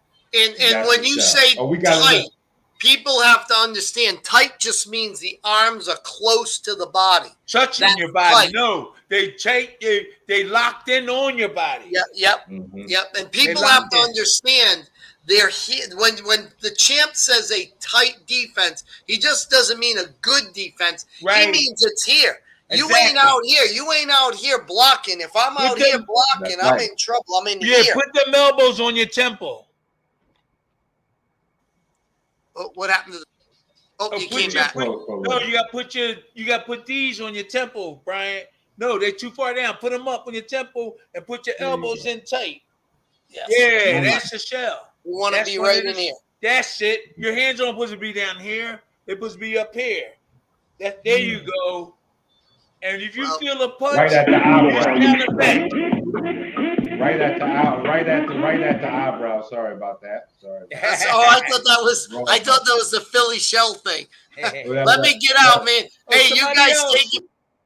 Okay, we got another we got another $2 super chat from Mrs. Jones. She said, "Me and Tim never had a thing going on."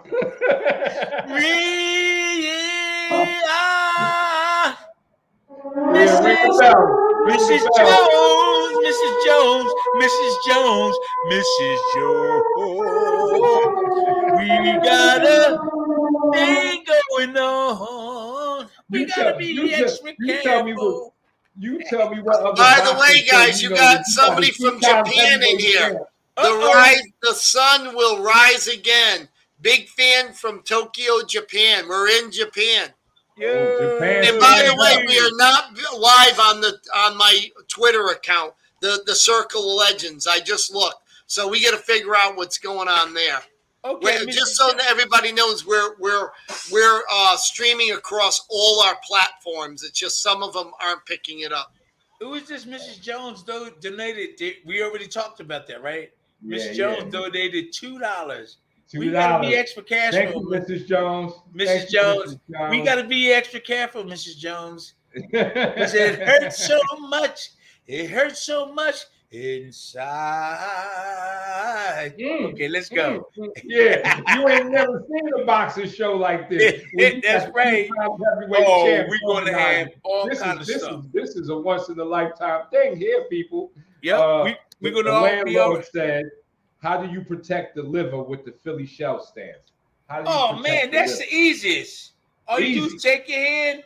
Here you go. Take your hand and lay it across here. And if a shot come, you lean and catch it, and you catch this. You catch a shot this way. So now the liver back here, that's really a legal block. A shot. You don't the kidney, champ. That would be the kidney. That would be the liver. The liver's you know. You okay, that's right. Don't worry about that. Don't worry about the liver. They're gonna hit that. They're not gonna hit that. You all right? Just keep this tight. Keep it tight. Don't worry. Don't bring this down to block it. Just leave this and maneuver this. You'll do it. You practice, make perfect. That's right. Practice, make perfect. Once you do it, you'll see what we're talking about. Yep. That's why the arms across the abdomen is to stop the liver shot. It's the whole point of it. Talk about it. You just have to do it.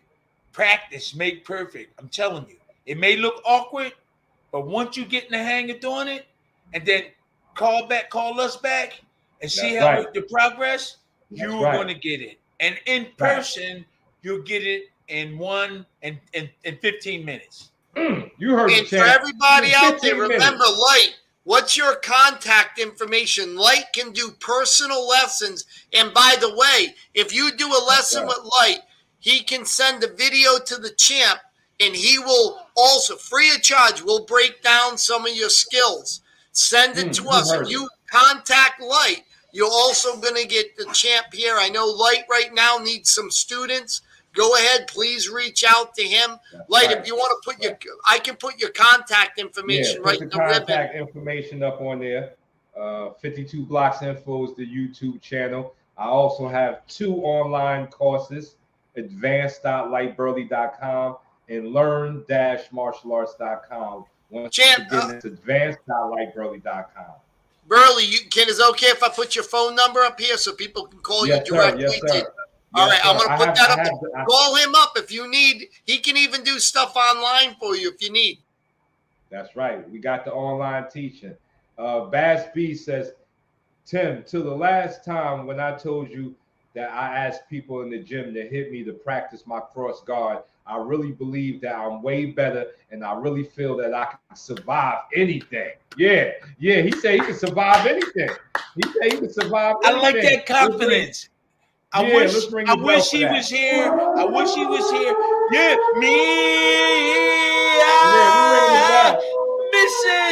Mrs. Jones. See, that's right, Bass B. I wish he was here. I wish he was here so we could polish him off. That's all. Finish the job. Thank you very much. The landlord harassment said I can beat Lyte with one hand behind my back. At least that's what I'm saying from the safety of my smartphone. There you go. There you go. It's better to throw a rock and hide your hand.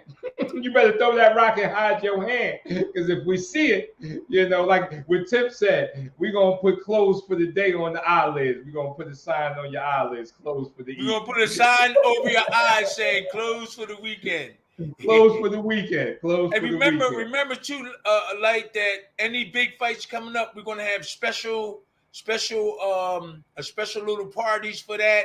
So we all gonna have fun and anticipate what's gonna happen in the big fights. Yeah. And then we're gonna have after the fights, we're gonna have everybody opinion on the fights that afterwards. So this is a good network, man. This is a good network. We got all the knowledge. Our heads are not big. We love everybody. We got a lot of stories too to tell. We want everybody. Look, man, you can look on these other ones. That's cool, but we got a team.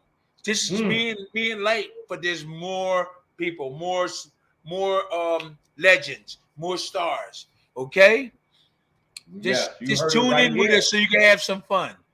The landlord, what's that? What's that like? From Tim's mouth to God's ears, the landlord says, "Serious question: is there a difference in the way to teach defense to guys over 40, since they usually aren't quick enough to dodge fast punches? Can you teach defense to somebody over 40? Where you feel? I feel like it can be done. Easy. It can be done. It can be done. I don't give a damn what age you are. Age does have nothing to do with learning something. When you're 60, 70 years old, you still will learn the shell. That's right. Man, we so confident about it, you don't have to worry. You ain't age got to does worry. have nothing to do with it unless you physically cannot operate. You ain't guaranteed. Money back guaranteed. Money back guaranteed. Penna said, Tim, Anthony Joshua versus Deontay Wilder. Who you got? Okay, now, if Anthony Joshua, who I've been trying to, and I know him, we met on a couple of occasions. I was trying to help him with his skills. If Anthony Joshua doesn't tighten his defense up and learn how to block right hands and jab, he's going to be in trouble. If Deontay Wilder don't learn some things too, he's going to be in trouble. So this is what both of these heavyweights lack. They lack some old time teaching. Deontay Wilder got Malik Scott. We all know Malik Scott is a really nice guy, but you know, he defensively and offensively, I don't think that he's okay, but you need somebody maybe a little bit more. And he's mad at me for like people wanted to know the truth, and I told the truth. And he was upset with me. I know I sparred with him a couple of times and everything, but that's it, man. If you got to have somebody with you that's experienced, and you've seen them do it. You in the ring seen them block punches. You've seen them throw the overhand right. You've seen what they can do. Anthony Joshua, I couldn't believe it. I called him. I called him and talked to him, and he said, "No, T, I got my own team. It's okay." So I already knew he didn't know what to do. He's making all that money. He has all the money. I knew that he's not intelligent enough to, in boxing terms. Hey, champ, 3 losses after the Deontay Wilder Nation went after you for criticizing his defense and everything. 3 losses after that. And then every one of them who commented on those YouTube channels, those videos, all came back to say, Tim was right, Tim this, Tim was right. Like you look, you know, video don't lie. It doesn't lie. Just be honest. Look at the videos. If your defense isn't good, be honest about it. That's it. Right. You know, that's all. It doesn't, like, I posted the thing where we looked at Tank and he almost got hit. People defended that. I'm like, why don't you want him to get better? Why do you think he's a perfect fighter? Do you think, and now he's hit the pinnacle? You know, in Zen Buddhism, they say when you wake up every day, you empty your cup so you can refill it. People want his cup to be full so it cannot be full anymore. When you have masters of this art telling you this is what you can do better, you should listen. There you go. You should listen. That is true.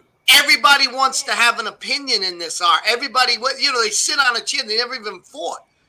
And they want to have an opinion. But guess what? When the masters are talking, these old school masters, you're missing the point. You're missing the genius. In the movie with Bruce Lee, it was Enter the Dragon, and the master said to the student, remember, he says, all a teacher is a finger pointing at the moon. If you and then the kid wasn't paying attention, he smacked him on the head. And the point was, when you're not paying attention, you look at the finger, you don't look at you miss all the heavenly glory. Yeah. And that's the finishing of actually that statement, is you will miss all the heavenly glory if you look at the finger. All the people that aren't listening to these great masters of boxing are looking at the finger. Watch that Bruce Lee moment in Enter the Dragon. You'll see it. Okay. Yeah. Wow. I know what you're talking about.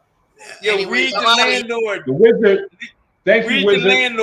Read the landlord. Thank you, wizard. The landlord said, did you fight Butterbean at one point? Did you ever fight Butterbean? No, they were trying to get me to fight Butterbean. They were trying to get me to fight Butterbean before, and it didn't happen. Did you fight Butterbean? Okay. Did you think the Philly shell would work in MMA? I think so. Yeah, but Butterbean, I met him before. He's a big, strong. He don't care. He got heart, everything. And I would have to be in shape to fight Butterbean, because he had plenty of heart. He didn't give a shit about you. He'd get in there and fight you. But so did you think the Philly shell will work with? I think that anything that's consistent and that help you. If that Philly shell helped you in martial arts, keep using it. Why not use it if it's helping you? Try it and see. Try it and see. And if it doesn't work, just go back to the drawing board. That's all. Joseph said, "Hi, Tim. You sing better than Larry Holmes." I know that. I know. Thank you, Joe. I agree. Hit the horn. Yeah. Hit the horn. I agree. Mrs. Jones, Mrs. Jones. You hear that? Going on. All right. Thank you, Joe. We having fun. Way better than Larry. Way better than Larry. I know I can. Landlord and Harassment Channel said, "Would you consider ever crossing over to the UFC?" Hell no. Them boys is tough. I am not getting kicked. Them boys are tough. Now I'll go teach somebody, but I don't have the heart to get in there and getting kicked. With getting kicked, no. I'll go in and box and do exhibition or do something like that, but I'm not doing martial arts. Hell no. Them boys, they got plenty of heart. I'm not doing it. Nope. Forget it. Tim Witherspoon, Tim, never. What do you think of Daniel Dubios? Yeah, he's the English guy that lost to Youssef. I'm sorry, I belched. I just think that again, the teacher. Now he caught Youssef with a good, legitimate body shot, and Youssef went down. But other than that, I do believe that when you're fighting big fights like that, you got to really be sure on what you're doing. You got to get the right people in the corner. If you need a little bit of help, bring somebody in to help you win that big fight. That's the reason why I know this, is because they did that with my trainer. They called him with Eddie Mustafa, different people, Ricky Parquet. They called them, and these guys won their titles. Call the right people in. And the boxers shouldn't be, they shouldn't be upset. You help, you're getting help. That's right. We got Cam Burley in the building. One of the people I've trained is in the building. Salute. Cam Rue. Salute from the champ. Penna said MMA is pointless because they knock out a lot of people with their hands. Might as well do boxing and make big millions that way. Well, there's definitely more money in boxing than MMA right now. That's for sure. I thought there's a lot of kicks. And be knocking people out. Yeah. You got definitely a lot of kicks, choking. But I don't like that shit. The You punch ain't is still the choking king me. of the knockouts. The landlord harassment channel said, "Who inspires you outside of boxing?" Who inspires me? My mom took care of 10. My mom took care. I got 10 siblings. My mom took care of 8 siblings. I had to live in the house with 8 siblings for a long time, and we had to survive in a world that was really corrupt, dishonest. There was some good in it. It was really hard on people, and my mom was there for us to the very end. My dad was a nice guy, but he was in and out. And I love him too. But my mom is behind me being who I am today. We have some strong black women in this world. We got to acknowledge them. My mom is still helping all her kids, and I'm 65. I got brothers 70 something. She still calls them up and see what's going on.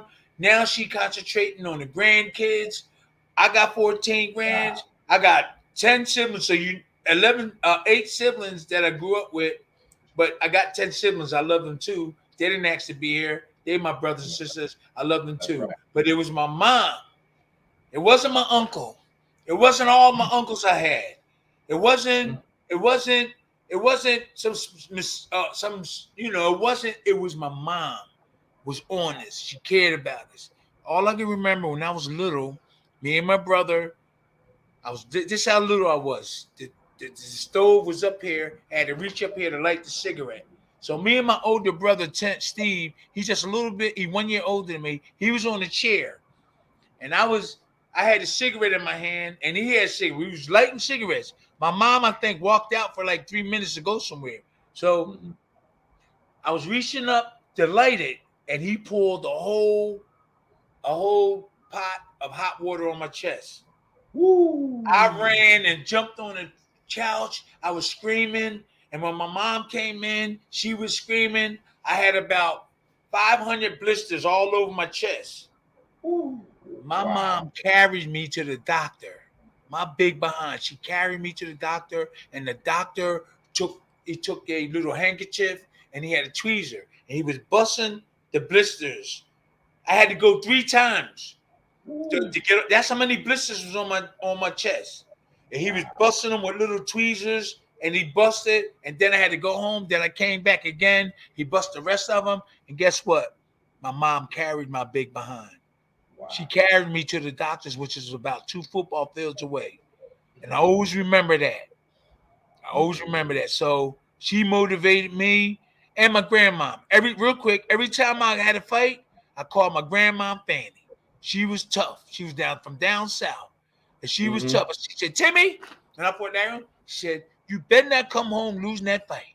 You better whip Larry Holmes' ass. She said, and I always get my motivation from her. Every fight, I call my grandma Fanny. Gang War Fanny, they called her. Because she was tough. And I would call my grandma, and she said, Timmy, you know not to come home losing them fights. Beat his behind. My grandma from down south. I didn't call no man. I had all those uncles. I didn't call no uncle. I didn't call no everybody. I called my grandma. Hold on. So you saying grandma said knock him out? Grandma said knock him out? I didn't call nobody but my grandma before my fight. Wow. That's real. I called Grandma Fanny. I called Grandma Fanny, and Grandma Fanny said, Timmy, you better knock that. I didn't call my dad. I didn't call my uncles. I had a whole bunch of uncles. The Witherspoon, the big Witherspoon. They used to have boxing in the streets and stuff. I called the woman. Wow. I called the woman, and that's who moved. When I fought Larry Holmes, I called Grandma Fanny. She said, Timmy. Grandma Fanny's the realest. Grandma Fanny, she said, Timmy, you better whip his behind. Don't be scared, Timmy. Whip his ass. I swear. My grandma, it was a woman. Wow. It was a woman in my life. My Uncle Jake used to take me around all the time. I had a whole bunch of uncles, but it was a woman. Hey, like you got a super chat. We got a super chat. Ring the bell. Yeah, we do. Ring the bell. We got a super chat. Mrs. Jones. Mrs. Jones, Mrs. Jones, Mrs. Jones. Remember, all super said, chats get that beautiful voice singing for you. So give. That's super right. You can't get. This should be super chat after super chat to hear that. All right. Cam Rue said, "What's your guys' thoughts on Spence and Bud fighting at 154, and who you think is the best pound for pound boxer right now? Who you think is the best pound for pound boxer right now, Champ?" I gotta take care of my daughter. I told a couple of people with the podcast that I have to get back into the boxing thing and find out what's going on. It's just different era and everything. And I feel bad that I don't know a lot of things that's going on. Crawford and Spence, I know them guys and I know some more. But I need to get my mind back on there to help the boxing industry. I want former 2-time heavyweight champion of the world. We need to tighten boxing up. We need to get everybody, all the boxers, former boxers involved. And I do feel I can't tell you right now. I can't really tell you right now. Oh, Boots Ennis. Now, what was the question? He said, who you got for best pound for pound right now? And what's your thoughts on Spence and Bud fighting at 154? Okay, well, I would say Boots Ennis. Boots Ennis is the man of the future. Yeah, Boots Ennis is the man of the future. But in terms of the weight with Spencer Crawford, I don't think that's the issue. I think it's the skills. It's the skills. I don't care what. Yeah, I don't care if he 154 or 60 or 40. It's the skills. Everybody talking about the weight. It's the skills. Look, I don't care. You might be 2 pounds heavier and you beat me. The weight has nothing to do with it most of the time, really. It's the skills. I used to like to fight guys heavier than me. I used to like to spar with them. And I used to hate them little small guys because they sneaky and they get me. So I don't look at the weight. I look at the skills. I'm telling everybody keep talking about skill, the weight. Sometimes I think it might mean something, but I never dwelled on the weight thing. And I'm a heavyweight, and I fought guys lighter than me. I knocked them out. For guys heavier than me, I knocked them out. But on those weight classes, I think mentally, back in the day, when they start talking about, oh, he's 3 pounds heavier, and he might be 1 pound, whatever it is, I don't really believe it's just. I think it's your skills. You can't fight a guy that's 20 pounds heavier than you. That's true. Yeah. But if somebody around your weight class, come on, just fight them. 54, 50 this. I don't know the chemistry and the science of how people feel at different weights. But I do know in your heart and your brains, you get in there and fight some guys. You got better skills. You're going to beat that guy that's bigger and stronger or got longer arms. That's just my opinion. Why they keep talking about weight, like? I understand it's like 45 and 50, 45, 50. They complain about that. Come on, man. Get in there. A couple of pounds heavier. Yep. Cam Rue said exactly. Skills pay the bills. Go sleep. Yes, sir. Go sleep. Yeah. Skills pay the bills. Facts. Real quick, I got to tell a quick story about Tim's brother, who I studied some boxing from, Steve. Real quick. Okay. Tim Jr., when he was a professional, a guy who was about 250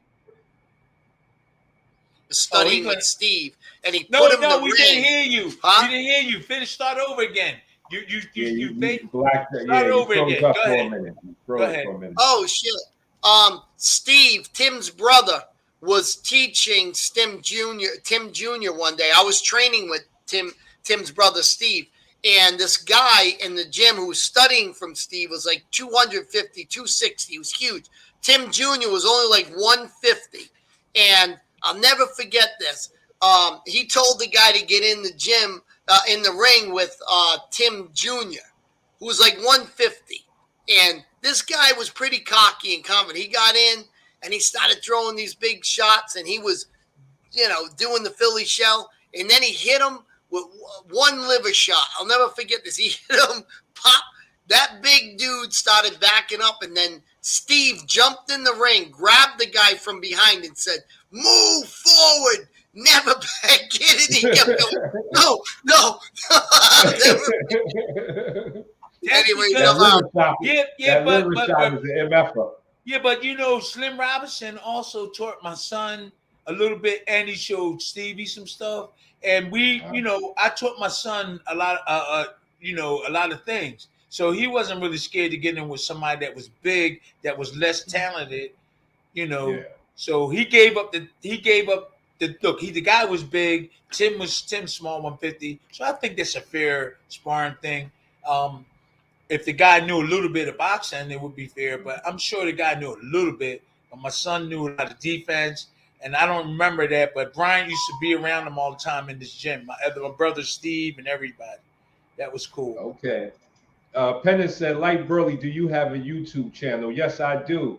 It's 52 Blocks Info, all one word. 52 Blocks Info. We streaming on that channel right now too. 52 Blocks Info. This is streaming on that channel too. Skills pay the bills. Appreciate you. We trying to get to 100,000 subscribers over there. So tell a friend to tell a friend to tell another friend to go sub to the channel and sub to Tim's channel. We are building over here. We have one of the, not one of the, let me take that back. We have the best boxing show I think so. on the internet, on YouTube right now. I think so. I think so. Yeah. And we ain't just being cocky. We really talking about it. We have the best boxing show. We got terrible Tim Witherspoon singing Mrs. Jones on here. You tell me on whether the boxing channel can you find the 2 times heavyweight champ harmonizing. You let me know. I'll wait. You let me know. I'll wait. Did you see his last question? The landlord. What was your last question? Landlord? Harassment. I didn't see your last question. I see you said anything beyond 30 pounds is a mismatch. Yeah, for sure. Yeah, 30 pounds is a big hurdle to jump. That's a big hurdle. Yeah. That's a big I hurdle. think any mismatch. Okay. But if you have skills, you won't be scared of that. If you know your opponent he don't have no skills and he that big, oh man, that's food on the plate. That's food on the plate. Well, Charlie Burley was only 154 pounds, and he sparred Archie Moore, who was at light heavyweight. Archie Moore was at light heavyweight, and Charlie Burley, who never got over 154, went and beat up on Archie Moore. So skills pay the bills. Skills pay the bill. 154 versus a light heavyweight.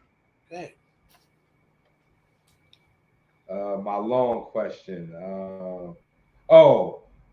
Okay. To your question, he said, "Why do fighters say that you lose if you're afraid? Some of the fights where I was the most victorious was when I was terrified of the other guy.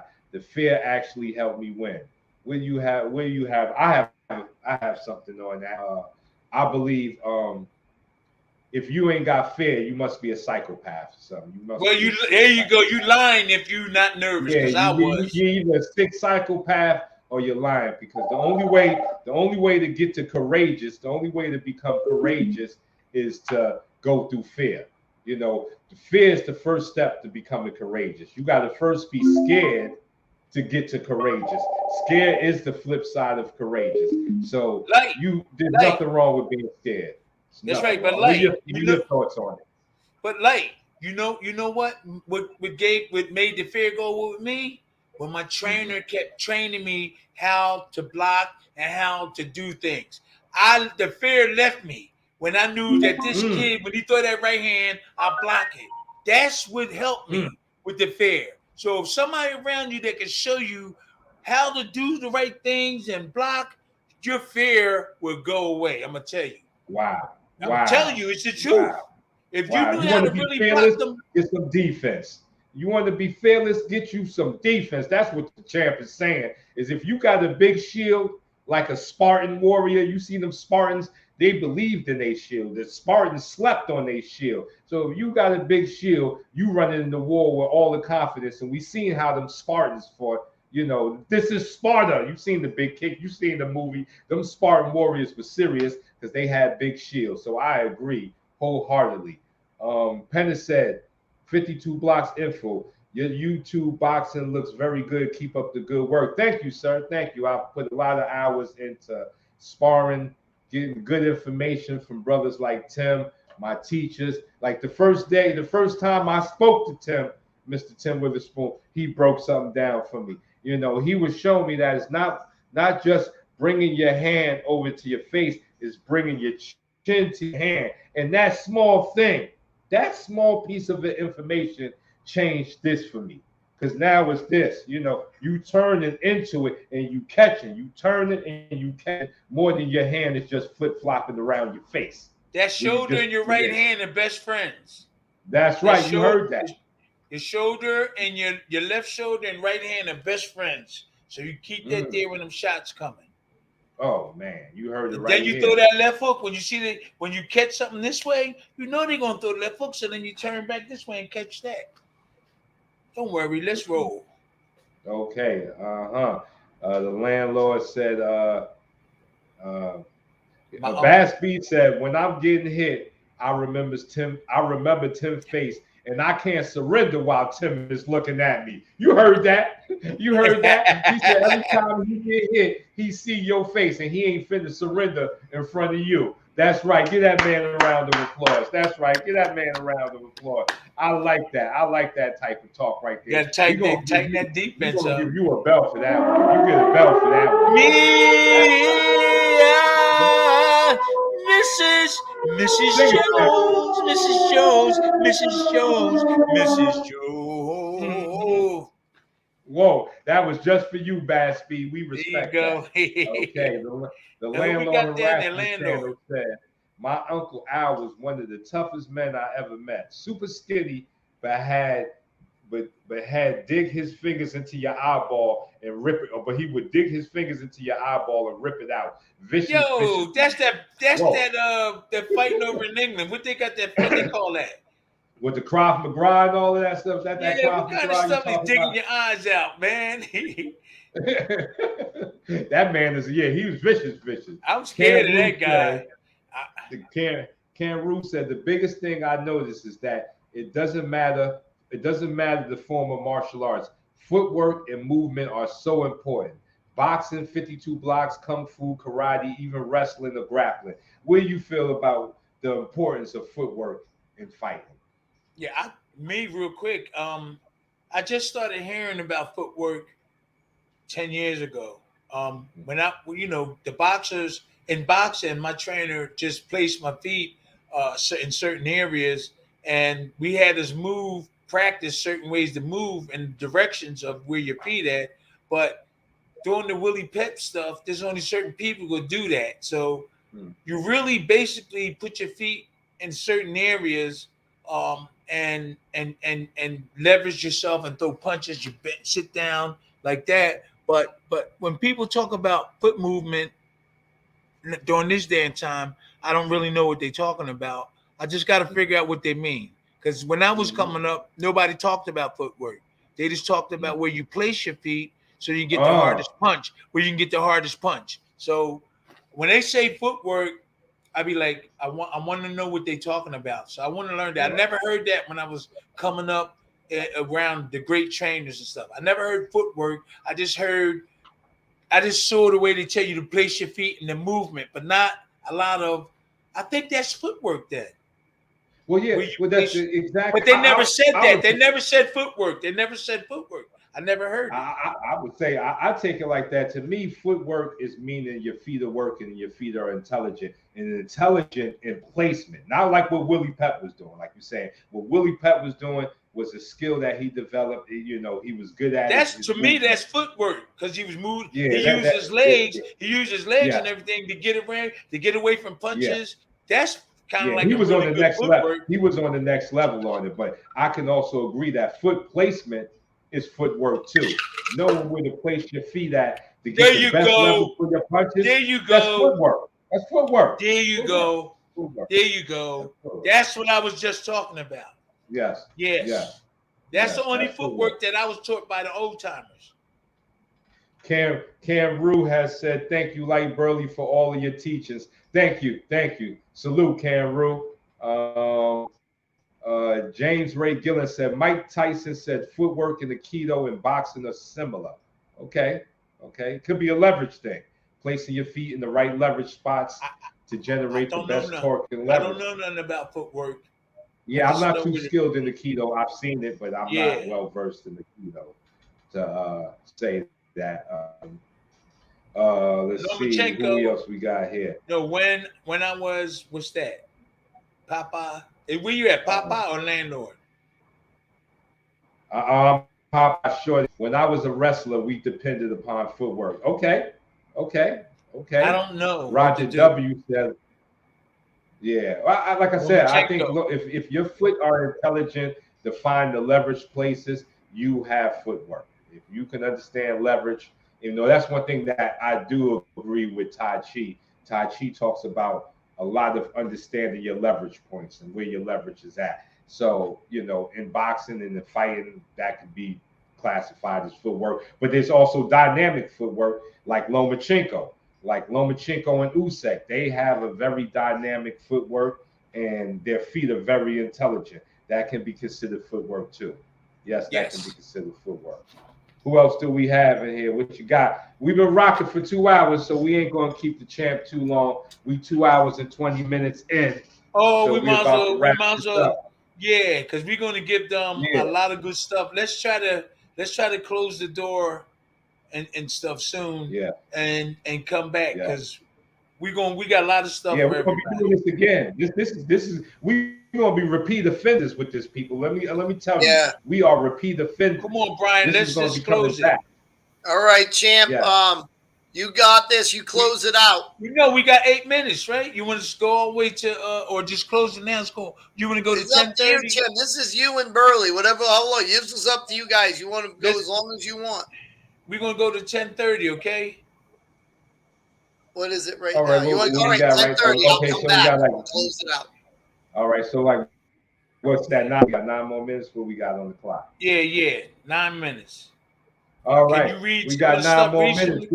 Read some of the stuff. Get them questions in, some super chats in, man. If you want to hit the bell, get them super chats in, man. Support the war efforts. We are building a boxing show here, and this is going to be the greatest boxing show. You got two charismatic people on the camera right now. You got terrible Tim Witherspoon, 2 times heavyweight champion, Mr. Lyte Burley, king of the 52 blocks. Ring the bell.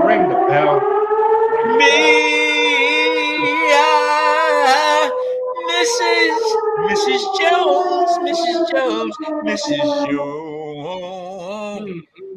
Yeah, when you gonna get that at? When you gonna get that at? Only here. Only here, baby. Okay. We gotta be extra careful. Oh, go ahead, Lyte. Don't. Oh, yeah, you shining on them, Shane. You shining tonight, Shane. Penny said, what do you think about the 70s heavyweight era? What do you think about the heavyweight era in the 70s? Well, that's just when we knew Ali. That's when we knew Ali and Joe Frazier, George Foreman. Okay. I think they were really, those top 5 guys were really the carriers of the heavyweight. There was I think, who else was it? I think Ron Lyle came a little later, just a little bit, but there was some good heavyweights during that era. So okay. Yeah, I've had the belts. Okay. James Ray Gillen says Lomachenko uses a lot of crescent steps. Okay. A lot of what? Okay. Crescent steps. Crescent. I guess that's more of a term from Aikido. That must be an Aikido term of a way of stepping. Like martial arts steps? Martial arts? Yeah. Kung Fu, or, Yeah, I guess it's the Aikido, Japanese Kung Fu. They said that the Japanese got a lot of the Aikido from Tai Chi. Okay. Japan raided China. They got their stuff from there. Tim Witherspoon versus Lennox Lewis would have been very interesting. Yeah, that could have been. I got Witherspoon easy. Lennox Lewis is another one without no defense. You see what Rockman did to him. You see how Rockman was champion for 2 months, even though he was heavyweight champion for 2 months, but still he got that shot off on Lennox Lewis because Lennox Lewis had no defense. So that's the easy fight they also said no. I think it would be a hard fight because Lennox was strong and big. It would be I would have to be in shape, but they seem to think that he couldn't take a good punch, and Rockman hit him real good. I do believe that with his arsenal that he had, it wasn't a whole lot of punches. So it would be easy for me to block some of his jab if he had a hook. He wasn't really had a whole bunch of them. He would catch you with a punch then finish you. So I think I would had to be in top shape, good defense, and just get close enough to catch him, because I don't think that he had the best chin in the world. So when I knew you ain't had a chin, that gave me a lot of confidence. Okay, yeah. His chinny chin was suspect. James Ray Gillen said, "What are your thoughts about George Foreman using cross-arm blocks as he got older?" He did real good.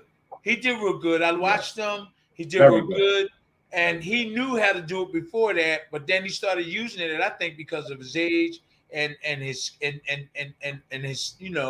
being a certain age, I think he started using it more. But when he went back, when he was fighting Ali and stuff, it appeared to me that he didn't use it that much. But when he started to retire, he's fighting these young Turks.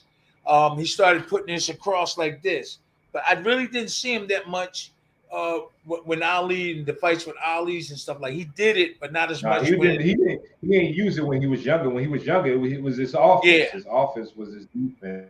He picked that up a little later. Somebody showed him Joseph it. Said you. Yeah, it wasn't what's the name? It was Archie Moore. He picked it up. Archie Moore had trained George Foreman. Yeah, That's right. Picked it up from Archie Moore. Joseph said, "You guys are doing great. I'm addicted already. Keep up the great work. I want to give you guys $100 for the show. Tell me how to donate." Thank you, Joseph. You can super chat that. You can put that right on the super chat. We don't have Brian, the cash apps up right now. But yeah, you can put that super.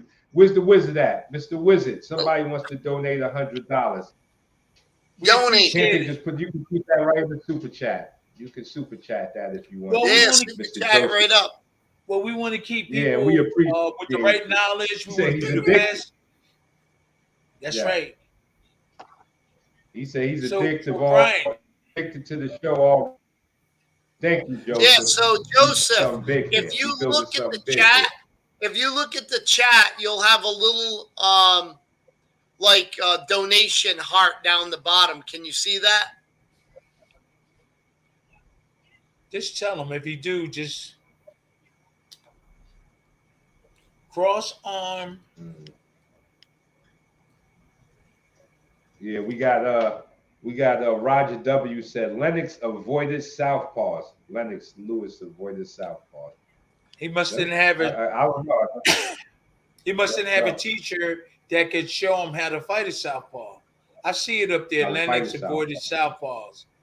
Oh man, I love to fight southpaws. He said, "I'll take that. We want that smoke. Bring that southpaw smoke. We want that smoke." That's the right. Landlord Harassment Channel said Lennox jabbed for 10 rounds and then threw his overhand.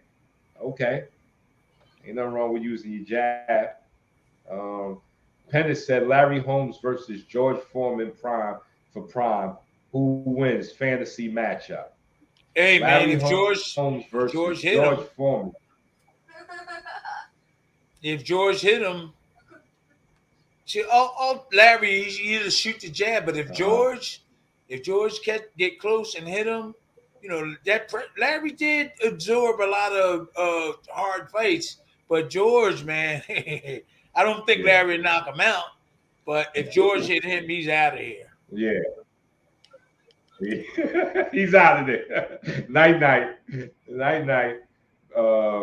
Cam Rue said cross arm, aka rob the bank. Yes, that's what we call it in 52 at cross arm defense. We going over the time. I did. Well, there you go, Joseph. Thank you, Joseph. Thank you, Joseph, for the. $199 is good too. That gets horn. Go do your horn thing. Yeah, we gonna give you the horn for that. That's right. You still get the horn.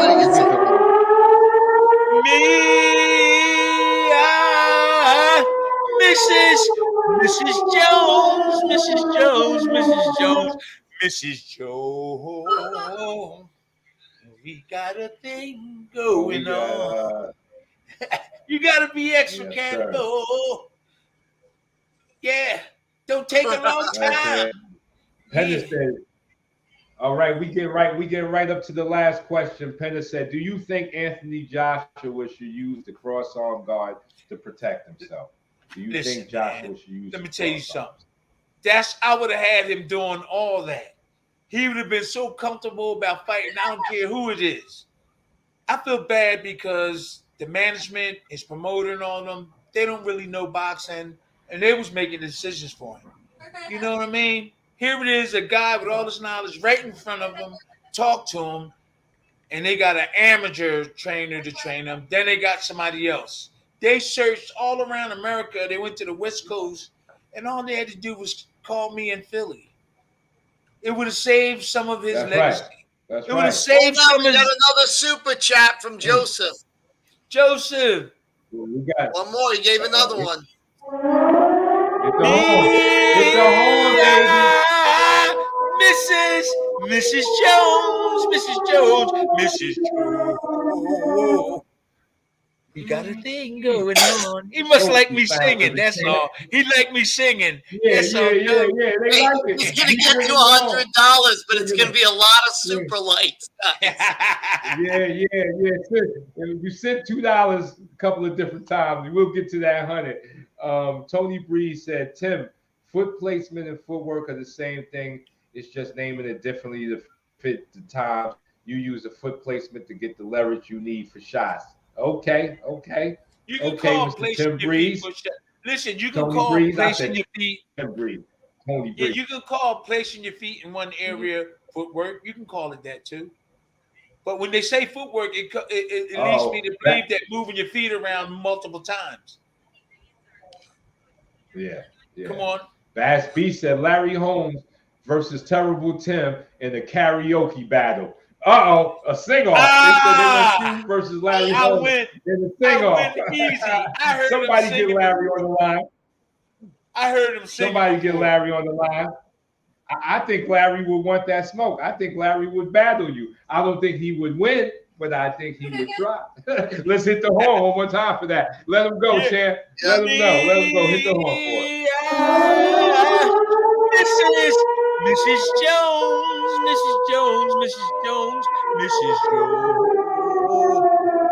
We got a thing going on. We gotta be extra careful. Go ahead. It hurts so much inside. All right, go ahead. We gotta get you the mic. I got the mic. I can get you a mic, champ. Yo, so how long we got? We're about to end it right now. We're gonna end it on that note right now. Don't forget our show on the planet. This is the greatest boxing show on the planet. You guys are gonna learn a lot. We're gonna have all the guesses. We're gonna have all the guests, right? We're gonna have all the guests. We're gonna have special guests on. You're gonna have knowledge. We got good people in here. You won't have to leave once you finish this show. You ain't gonna doubt yourself. I'm telling you. And in terms of skills, boxing, we got everything here for you. There you go. The Wizard, you got anything to tell him, Mr. Wizard? Just come back. Keep returning. That's the key. We got to build this platform.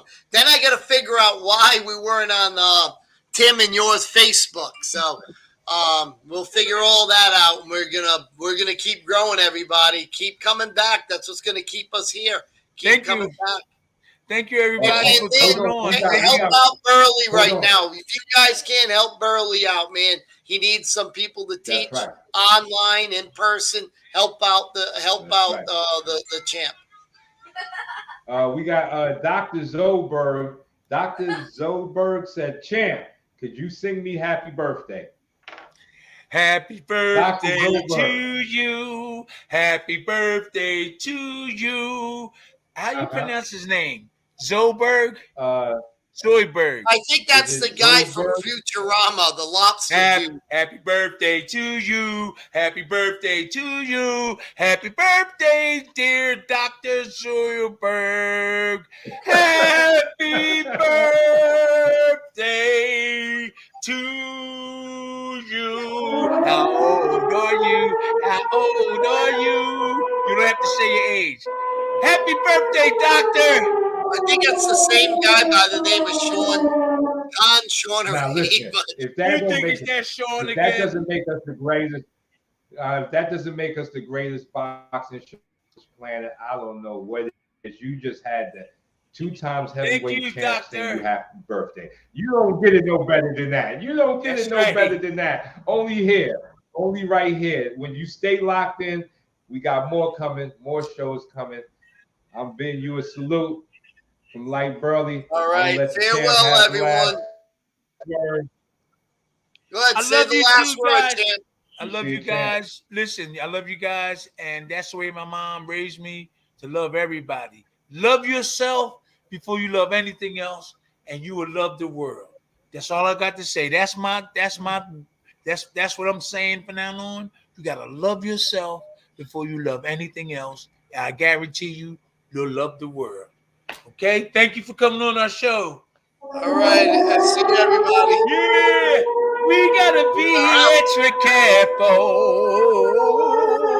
It hurts so much. It hurts.